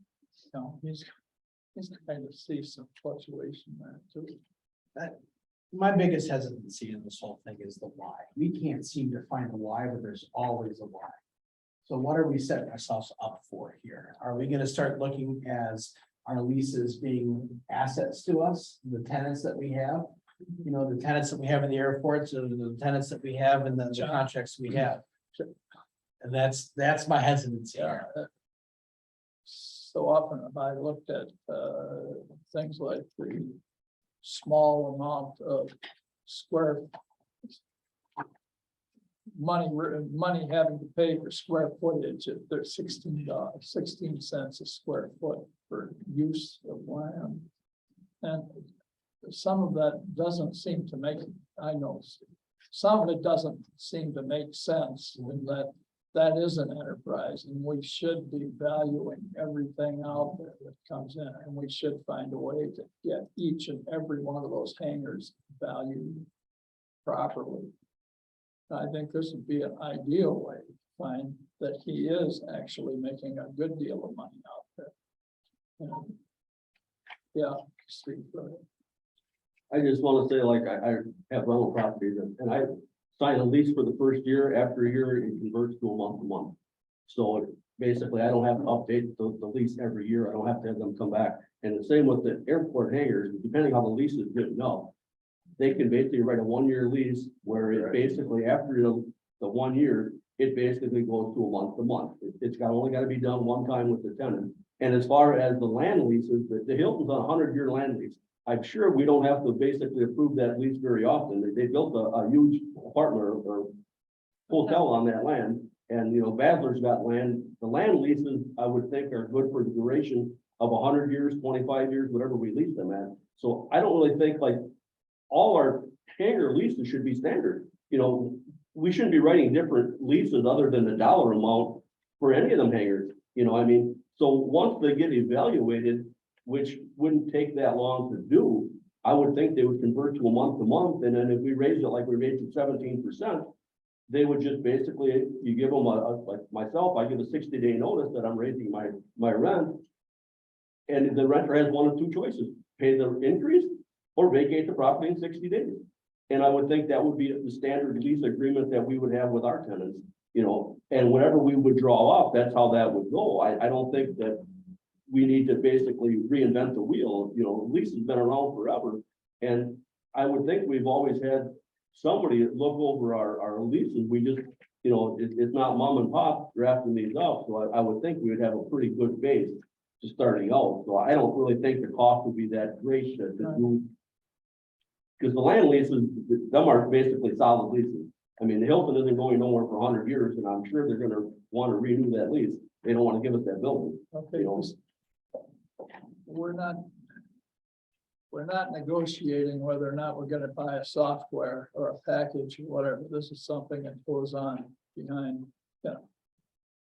What we are interested in is whether we want to approve or disapprove the current CAFR and the job that you've done. And I think we can go ahead and make a general approval of the work that you've done here. That's together. Oh, I was gonna say that, I was gonna try to take it back to why we're here, the audit. Yeah. To bring yeah, healthy well, audit, and I was gonna say that, this was a presentation, but do we need to approve was my next question. I didn't think we did.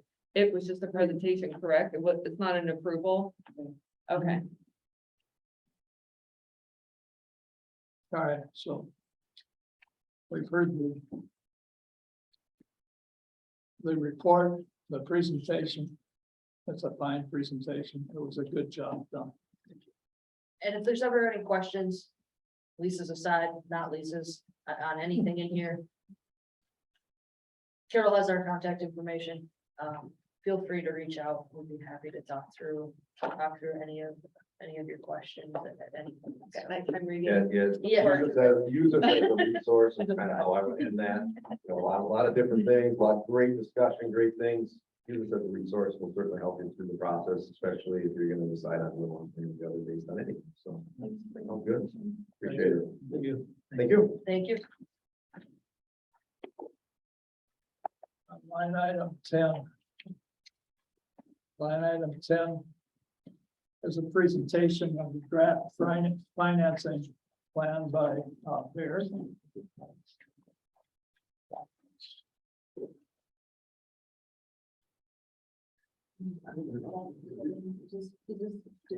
Yeah, Morris. Yeah, go ahead. We You got one? we have a fourth version, that we put in, we'll explain why, later. But there's a policy direction set up by the board, which had us, put this fourth scenario in there. So I just want to let you know there is a change. Right, this is the one with the fourth version. This is the one with the fourth version, correct? So we're just waiting on the fourth version. Yeah. That new packet, So the one being handed out replaces the one in the packet, just to add the page essentially. There was 3 scenarios, we're going from 3 to 4. Because I believe there's a board policy that was set that we need to consider.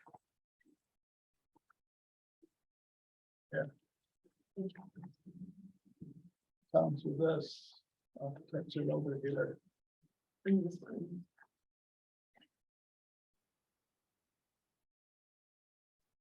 Do you have, I need what, I think you have something different too. No, I got the fourth version. you got the fourth version, do you have, and then you get this, is there something else? Resolution, and the general fund policy. And this, And this is gonna. Yeah, that's just for I got that, okay, information. so I just needed that and that. Yep, that's it. There on our discussion. Correct.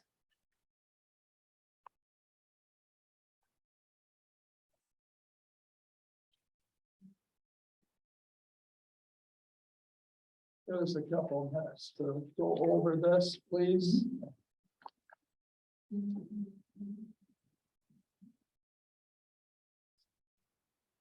Would you like me to introduce just in general terms of what we're doing? why I'd like to be able to read through it a little bit before we get started, sir.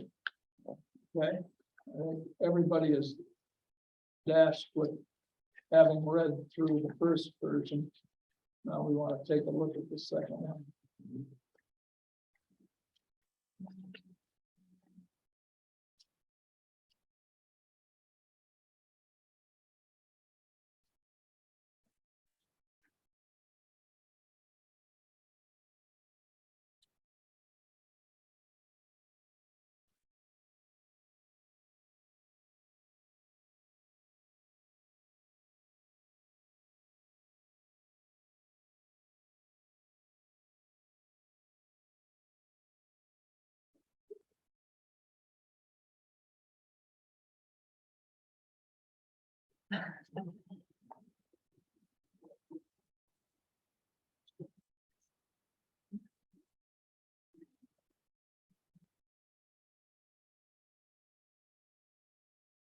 Start your presentation, sir.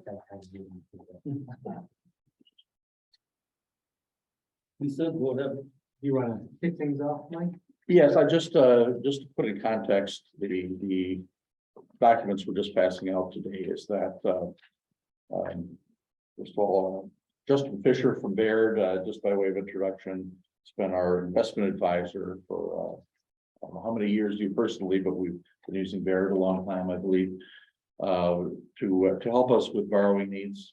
So that's their primary need, is to help us with preparing the necessary documents to issue bonds, to borrow. Typically, the county is borrowed yearly, in the fall. Once we know or have a clear picture of what our capital project spending is for the year, and we take a look at a picture of how much we need to borrow. So he does the analysis of that. We did give him our list of capital position projects, what the amounts were, so he prepared the first 3 scenarios essentially based on those numbers. Submitted those, we put those in the packet. We do also have a fund balance policy though, that affects, in my opinion, how much we should borrow if we want to comply with the policy. So I asked well, first of all, I did some analysis under this policy, and then I asked just to prepare a 4th scenario with a lower borrowing number based on where I think we are under the fund balance policy. So I just want to put that in context first, and then Justin can go over the numbers. The general fund balance policy was passed by the board in March of 2020.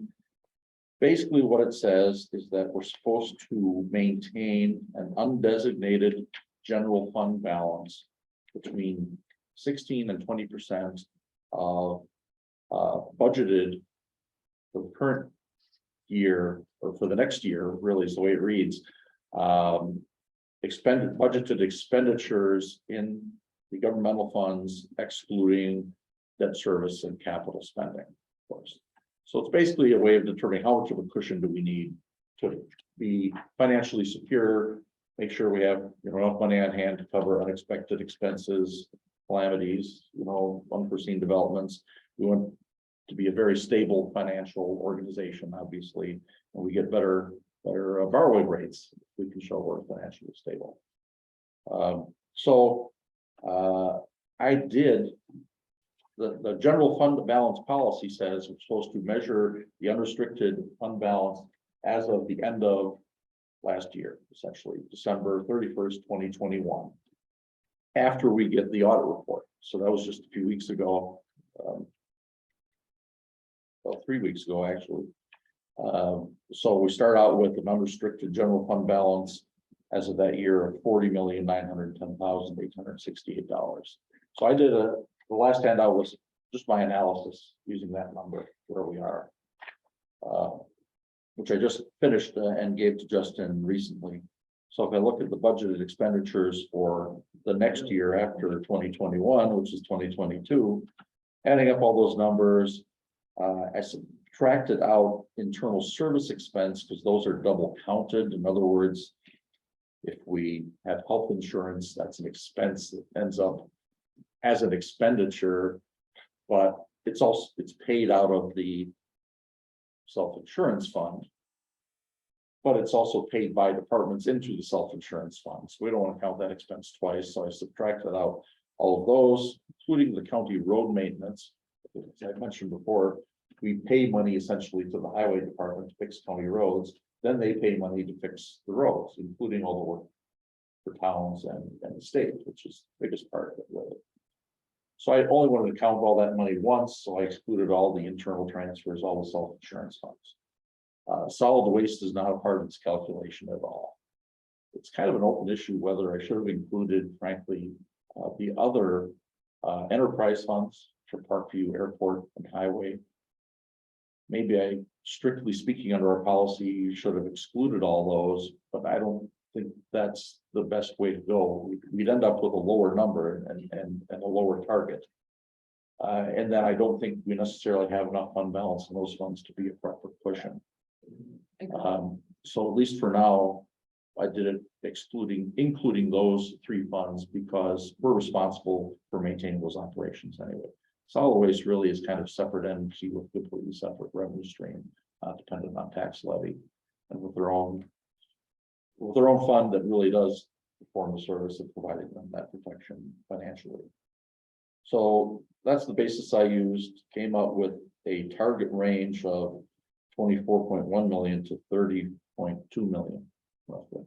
If you look down my sheet, and we have almost 41 million. So we're 10.7 million above the target range by my calculation. And that's a fairly generous calculation. If I were to more strictly, I think, follow the language of the policy and exclude those enterprise funds, it would be another 5 million that would be above, roughly. And I can do that calculation if the committee wants me to. But we're at least 10.7 million over our current target range. Now, one thing I'd like to do is revisit that policy and talk about at some point whether it's the right one to follow. With inflation, is that? Well, inflation is kind of built in because it's a percentage of our expense, and as our expense goes up, there's some inflation, but only partially because our revenue isn't very inflation sensitive in that we have the levy cap that doesn't have an inflation factor except for net new construction. So are you suggesting that maybe we should relook at as a policy on the whole board to go above the 20? I'm saying we should define it better and then look at a 25% number because it'll help, and Justin can address So this if too. it was like a 25% number, then that would, with the expenditures that you're discussing and at the solid waste and so forth. I wouldn't include solid waste no matter what, but want to think about include bringing in, Parkview and Highway. Okay, okay, Airport. I see what you're saying. Yeah. I'm good. At least have that discussion. I'm not asking for a decision on that today. No, just providing I'm just context. asking what you were thinking, Yeah. just so I can. But under my best interpretation, or how I'd like to interpret the current policy, we're still 10.7 million over. Right. The current policy also says that if you're over the target range, we're supposed to, again, this time of year, take a look at that and determine. I just realized, I apologize. I think I copied only the odd pages of the policy. Are yours like that too? You got page, I'm sorry, double-sided printing, single-sided copying. Yeah, I have one. That's the one I have that- now one other, if anyone wants it. I didn't have one, so that was the one I thought I That's needed. better. But the policy then says that, we're supposed to, if we feel we're over, we should have a plan to come back within the range. And that plan should start with allocating at least half of the overage to our capital spending for the year, reducing our borrowing. So that's why I asked for the additional scenario. So I did that calculation. I compared that 10.7, if you take half of that, it's 5.361 million. It's on my sheet. Then I looked at what our capital improvement project spending is for the year, which is normally what we consider borrowing. And we're at 10.874 now. There are a few projects yet to be considered, mainly from UW Oshkosh, or actually UW Fox Valley, UW Fox Valley campus. So there might be another 500,000 to $1 million, frankly, added. Some things that are coming in. So we're about 11.5 million in total capital project spending for the In year. the building, right, for highway? No, that includes the 980 project. Yeah, this includes a whole list Okay, of that's Everything projects. that went through this year. The list we went through last week you weren't present at that meeting, but last month, the last PNF, we went through the whole list of capital projects Okay, and current status. So it's really that list I'm looking at. And then there may be one or two additions okay. Why or don't we have subtractions. that list? Pardon? Why don't we have that list? Is that part of the policy? No, it's something I used in my calculation, something the committee had last month at the last meeting. Yeah. We looked at that list and I went through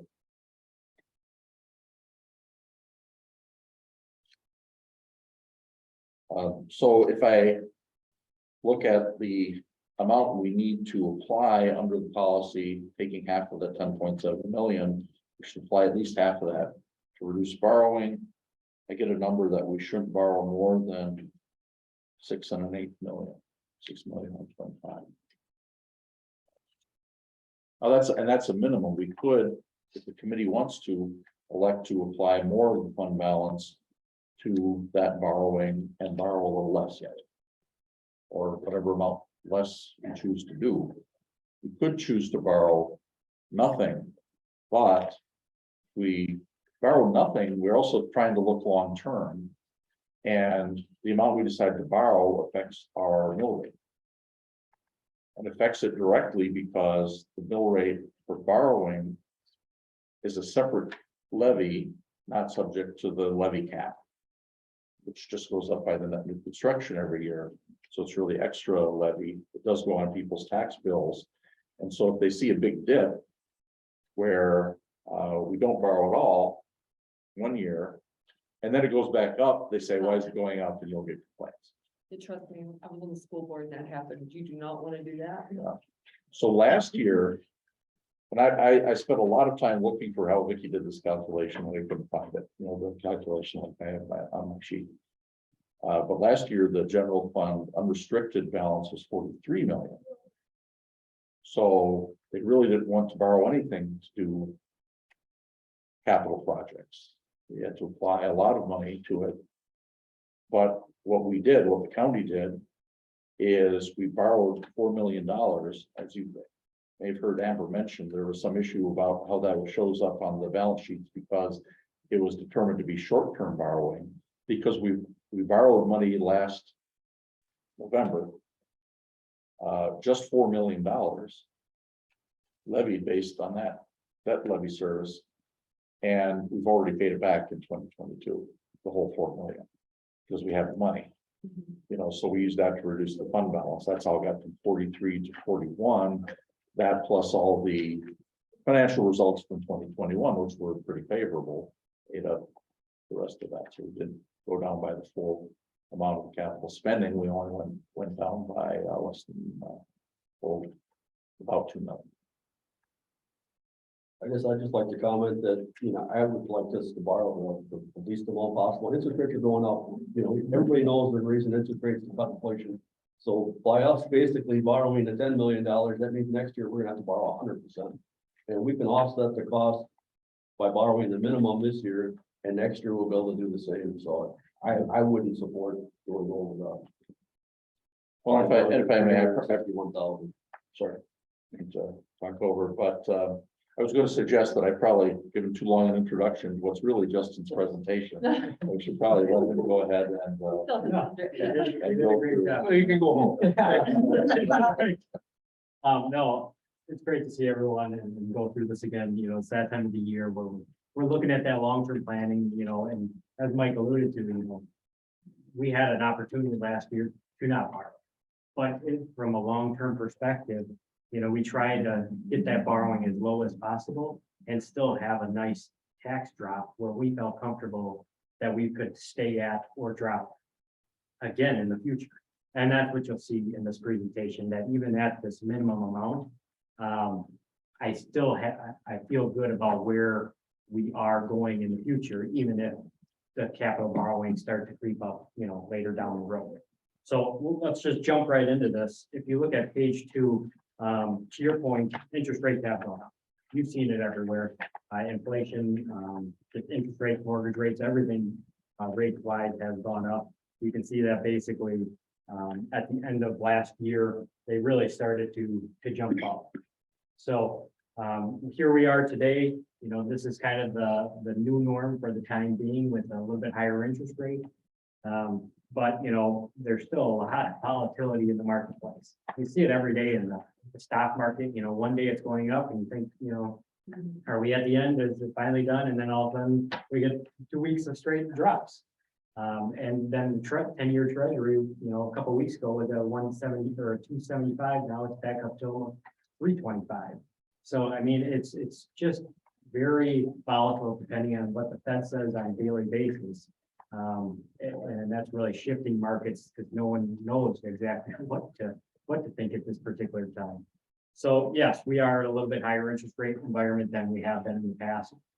So I think it absolutely is going to make sense to get to scenario 4, like we'll talk about in this pattern. So if page 3 here, you know, this we won't spend too much time on this. We'll go, you know, through it so you can understand how the plan of finance works. This is very similar to what I've shown you in years past. You know, this takes a longer term approach to not only what you have existing, but what we're talking about today and hypothetically what may come into the future, because all that needs to give us a decent picture of how it's going to affect your tax rate down the road. So on the left side of the page, that's the existing debt service. So your debt payments on an annual basis for all your outstanding debt. You can see that it goes from $8 million down to $4 million and then kind of levels off and goes down, you know, completely gone by 2030. But we know that you're going to need to fund capital investments in the future. So that's what this plan then going forward says. Okay, if you have, say, $12,190,000 in total capital projects, let's factor that into this overall plan of finance. Then let's say hypothetically, you needed $10 million to fund future capital projects on an annual basis. How does that look? Factoring in your existing plus these potential future borrowings to your overall tax impact and mill rate. And that's where if you look to the right side of the page, you can see your combined debt service mill rate is currently at 54 cents per thousand. The goal here would be to target about a 3-cent drop. Historically speaking, the county has over the last 5+ years, I'd say, you know, been doing this a long time here, but we've been on a path of trying to do about 2-cent reductions, if possible, every year for the debt service, because we've been able to keep the borrowings a little bit lower than where they were many years ago. This this go around, the thought is a 3-cent reduction. And we're open to, thoughts and suggestions on that, but, last year was a one-time 7-cent reduction. Because again, we had a really good value year, and, we knew that things were looking positive overall, and so we felt comfortable with that 7-cent drop. Going forward, as we use another $5+ million in fund balance, and we have capital projects coming in the future, we felt like a 3-cent reduction felt pretty appropriate for this go around. So that's the target, is to then to keep it there, not have it go up, even with the future borrowings included. Now, when I'm here next year and we're looking at this again, yeah, depending on how the valuation looks, how the fund balance comes in overall, and all these other aspects, we may be talking about a lower borrowing than 10 million, and we may be talking about another reduction in mill rate. But the goal is to not have it go up anymore. Like you said, avoid that roller coaster, drop and then go back up. We want to at least have a drop and stabilize, and then evaluate and continue to look at year over year. So that's kind of the highest borrowing amount scenario. And then we kind of start working our way, so you can see that over time, as the scenarios go by. Then we looked at 10.735, which was a different list that I have from Carol. I won't go through this in as much detail, because ultimately this just takes a lower borrowing. The lower the borrowing amount, the less interest cost you're going to pay. But again, the same thought process is, I feel comfortable with a 3-cent reduction with this type of plan. And then let's just keep going. Scenario 3, this goes down to 8.5. So you're using the fund balance to cover project costs and all that other stuff. This just says hypothetically 8.5 was the not to exceed amount. Same kind of process. You're in a good position. Either any of these scenarios, you heard from the auditors, you're in a good financial position, which you should be extremely proud of. That I'm here talking about reductions, even with the borrow coming on board. So that's pretty cool. Let's go to scenario 4. This is the scenario that I think makes a lot of sense based on a lot of factors. 1 being the policy, 2 being interest rates being higher. Why borrow for when you're in a higher interest rate environment and so forth? So this plan, I think, makes a lot of sense in that we can achieve the 3-cent reduction. We set ourselves up really nicely for the future. So come next year, depending on how that looks, we're in a really good position again for that. And you're again keeping the debt for the county a low amount for a county your size. So that's the overall plan of finance that we would like you to consider moving forward with. Kind of abiding by this, and this was $6 million. I just put it in there. We'll adjust slightly to whatever this comes out to be with Mike's calculation. So maybe it might be 6,125,000 or something that you see in the resolution come the county board meeting on the 20th. But we'll walk through the timeline on the next page. So if you go to the next page, this is going to be again general obligation promissory notes. Fund the capital projects for the county, 10-year repayment, callable in 2029, meaning that on that particular day you can refinance it, repay it, etc. Very standard for the county's debt issues. And then ultimately on the 20th of September, that's when you will have the resolutions in front of you and the county board to ultimately move forward with. And that gives us direction then to move forward with a Moody's rating call, with John, myself, Mike, Carol, and whoever else would like to join. We basically have an hour conversation with a Moody's analyst, where a couple of them, where they'll listen to why the county is in such good financial shape. We'll talk about why Winnebago County is the greatest county in the world, and all those other aspects. We'll talk about the developments that are going on in the county. Long-term strategy, etc. And then ultimately they go back to their committee and formulate a rating. Right now, the county has a AA1 bond credit rating, which is there's only one notch higher. So it's literally one of the best bond credit ratings you can get. There's only a handful in the whole state that have a AAA. So you're in a very, very good position financially and bonding, et cetera. So that'll be happening over the next several weeks. And then on October 18th is when I'll be back to give you the final result of the bond sale once we're ready. Yeah, so what's our neighboring counties rating? Appleton, Outagamie County? Outagamie is AAA. Outagamie is AAA. You know, it's, you know, then you have like Sheboygan, which is AA2, so one notch lower, I believe. They've gone a notch, down a notch since I left. Yeah, I think they are double. Shameless. But, you know, who else is there? I mean, like, it's hard because the counties that are like a Waukesha County, you know, those, that's a AAA, Dane County, that's a AAA, Brown County. You know, those with a large population base and large city, those are the AAA, but that's a handful.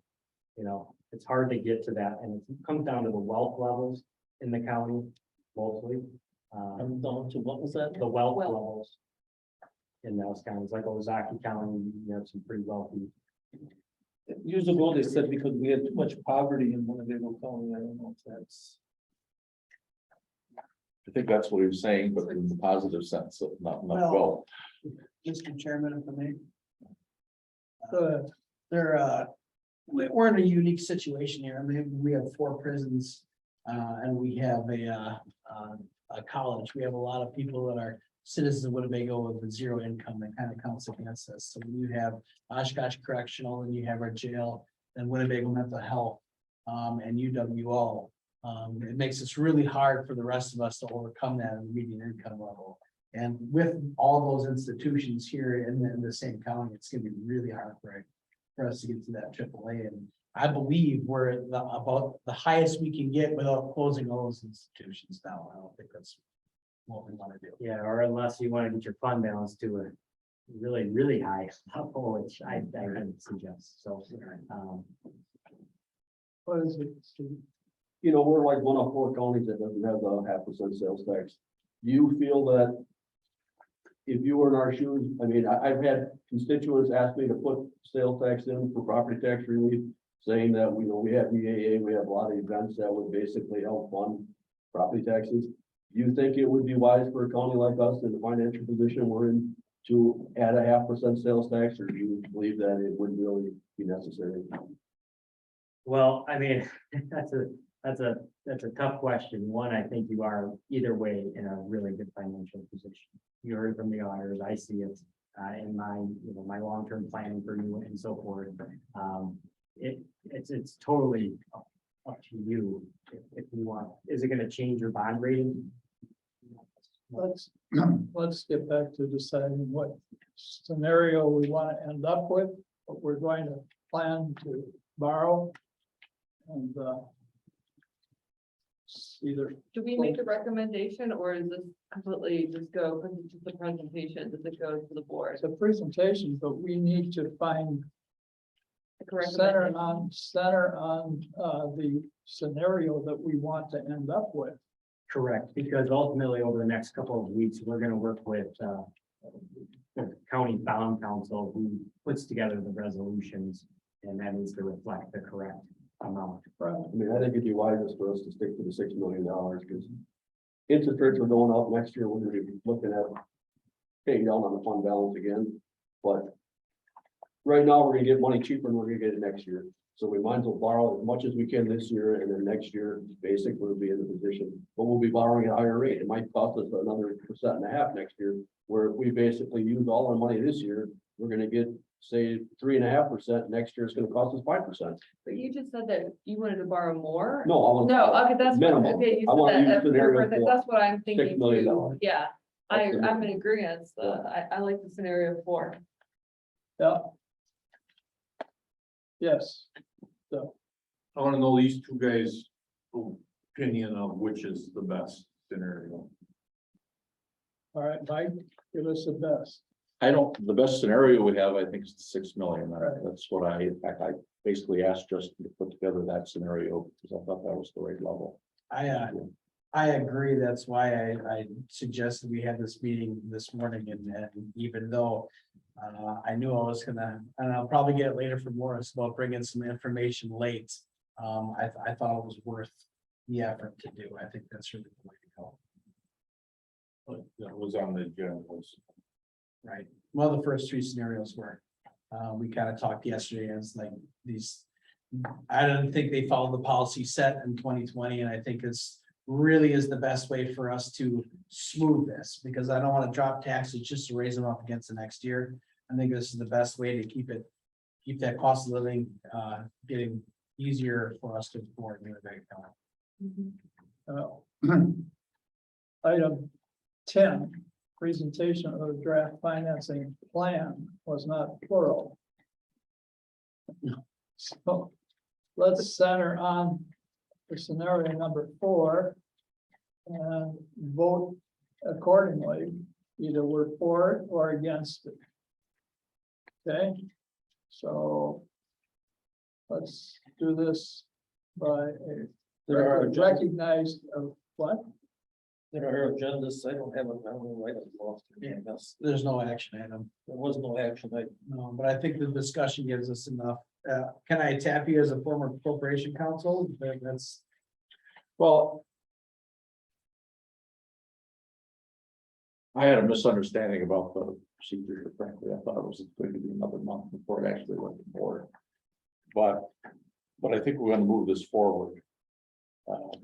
I was incorrect about that procedure, and I apologize. It's also a little bit of a change because historically, what we've done is on all matters, we haven't had resolutions drawn up beforehand. We've just had a vote by the committee, then the resolution is prepared, submitted to the board. We've been doing it differently for the past year with the resolution prepared ahead of time. I wasn't going to ask bond counsel to draw up a resolution ahead of time, not knowing really what the terms would be. Cost money to do that. We need to have their involvement to prepare that board. So, Mike, don't we prepare a meeting just before the board meeting that votes on? well, there are, yes, but there are 2 steps in the process that have to go to the board. There's one resolution that says we're going to borrow money and authorizes us to issue a, what's the right term? Basically a request for bids. General RFP. obligation process. Yeah. RFP. And then we get bids from whoever wants to, propose to buy a note from us and giving us their best interest rate. And then we pick the ones with the best interest rates. Yeah, And then have to come back to the board to buy that. So what we've done in the past is, so there are 2 resolutions that go to the board, one to authorize borrowing, one to specifically issue the notes at the specific rate in accordance with the bid.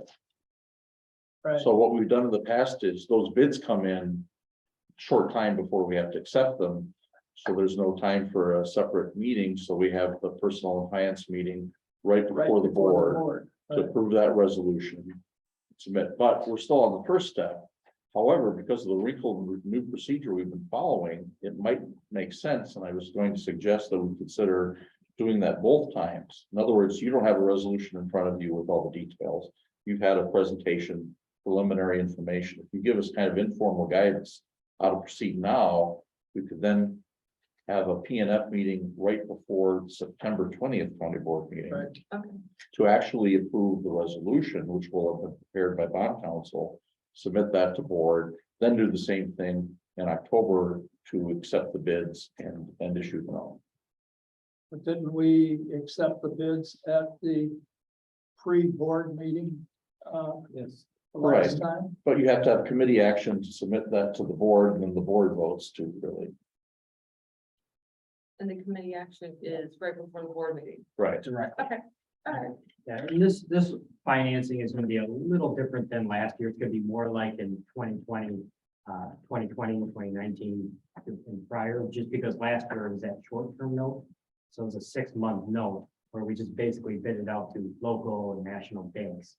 It was, you know, short, Right, and sweet. and we had at least 3 bidders in that group. Yeah, yes, but that was a different kind of borrowing process. This borrowing process is more like prior years because it's longer and it's a little bit bigger. In that it's basically a public offering, so what you've done in the past. You know, where we basically go out and sell the bonds to all sorts of investors, whether it be banks, insurance companies, whoever, ultimately to drum up the most interest and get the most interest rate. So that's how it works, and that's how we are able to include your local banks in the process and all that stuff versus just by Morgan Stanley winning the bid and then selling it to their New York companies. So we're gonna have a meeting on the 15th. Just prior to the, Just prior to the plan. it's the same, Or it's not it's the gonna be on same day Thursday? at 5 o'clock rather than Right, just be Oh, five, right 5:40. yeah, That's right same day. before the Yeah. I got it. Just 5:30 last year. 5. Be there at 5:15 and we'll have, We'll be able to, it's a Make it. 15-minute meeting if we don't get into a maybe I will discussion. be able to make it. If I don't need any supper. Oh, geez. Want me to bring you some pizza? Bring your piece of And that's the pizza. convention too. That's the end of the convention. Say what? The 20th is the end of convention. Yeah. What is the age that day? Pardon me? Which convention? The, is the, the state one. Yeah, the county association. Mhm. Oh, they usually move the county board meeting. They did not this year. That was, I thought. it's the 20th, right? The county board meeting is the 20th and the county convention ends on the 20th. Yeah, closing session here starts at 12:30, lasts about 2 hours. Takes you to 2:30 and you got an hour and a half, 2 hour drive back. Looks like we gotta call the Tom and make. We have a brand new county website, so it's harder to find things. It'll be easier once you. Colors are. You know what? They moved. Start blowing away, it's hard to. What? No. It's on the calendar for both 7th and the 14th and the 20th. How does that make sense? The 7th, no, we have it on the 6th. The 6th is the meeting, special meeting. I'm sorry. Special orders. Okay, that's a special orders meeting. The 7th. I'm looking around here.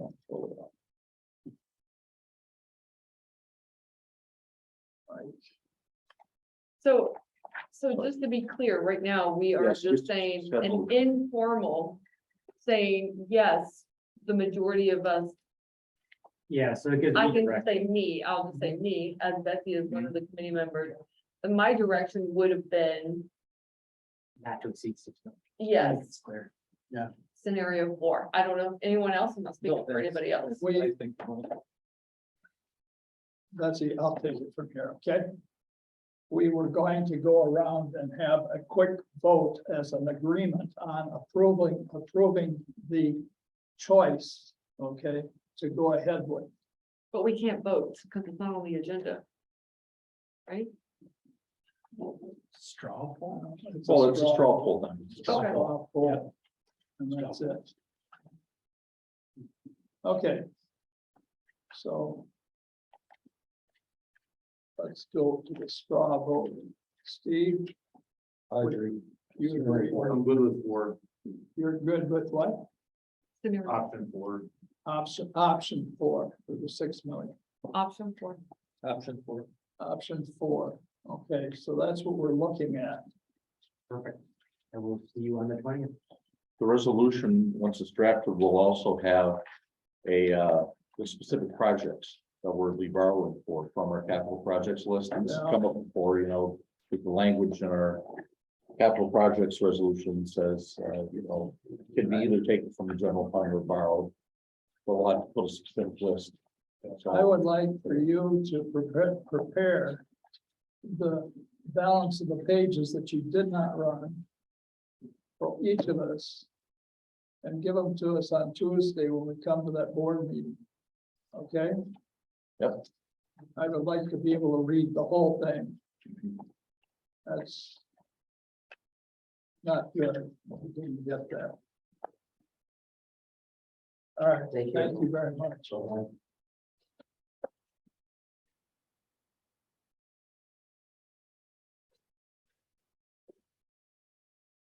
We agreed on 6 million.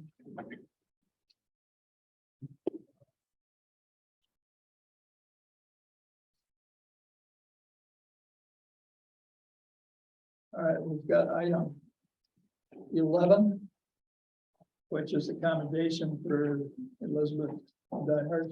So second, and you get a second? Second. Thank you, Don.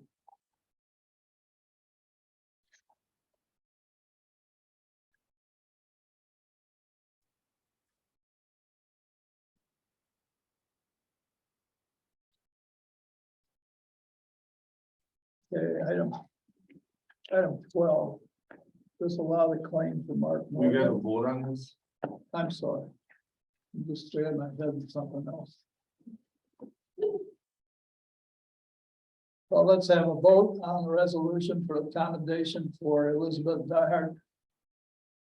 Aye. All the ayes, yes. I,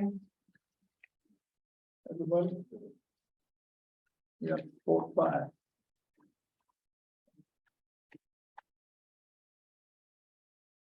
Item 12 is the disallow the claim for Mark Morgan. Have you read the claim? Have you seen the claim? I'll make a motion to disallow the claim for Mark Morgan. Second.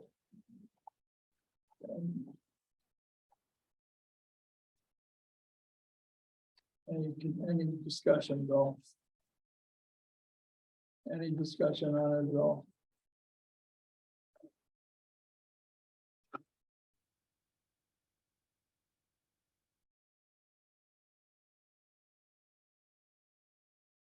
Okay, let's have a vote, either affirmative or negative. I, Disallow. 5.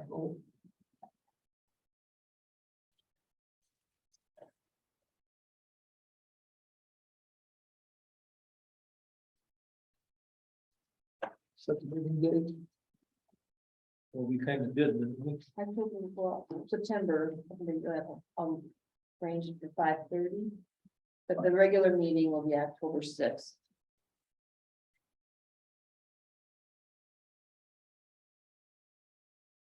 And we have a September meeting at 5:30 on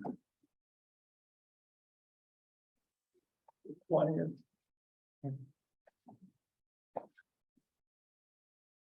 Just so you know that may not be a quorum there, because if we don't get back from the convention, you won't have 5 or 3 people. And I might not get back from my from work.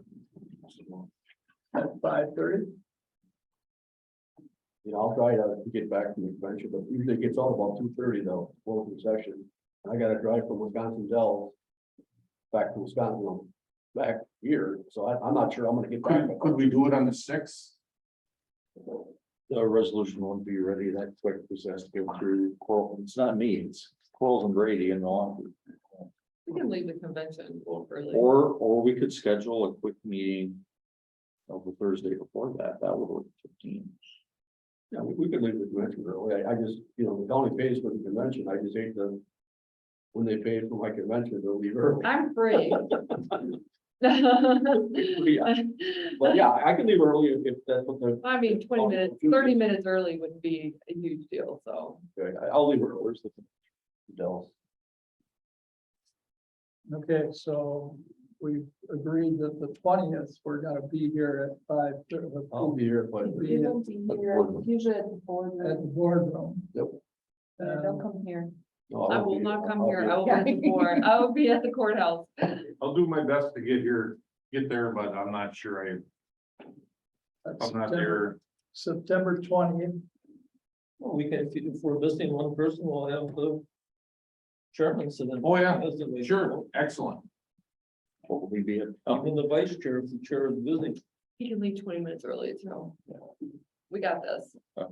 We got this. All right. Just have to get food on the way. Okay, so our next full P and F meeting is October 6th. And our next agreement meeting for the 6 million from Baird is September 20th at the county board. We'll have a special meeting and probably be able to get off to one side of the room or someplace and Go in that little lunchroom. the lunchroom, The cake room? lunchroom. Does the chairman bring a cake then or? For me there? I'll stop if you need some food and grab you some off I there. actually think we should have the only.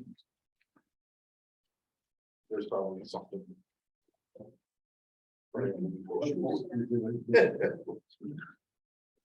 You adjourned? Adjourn. Move to adjourn. Second.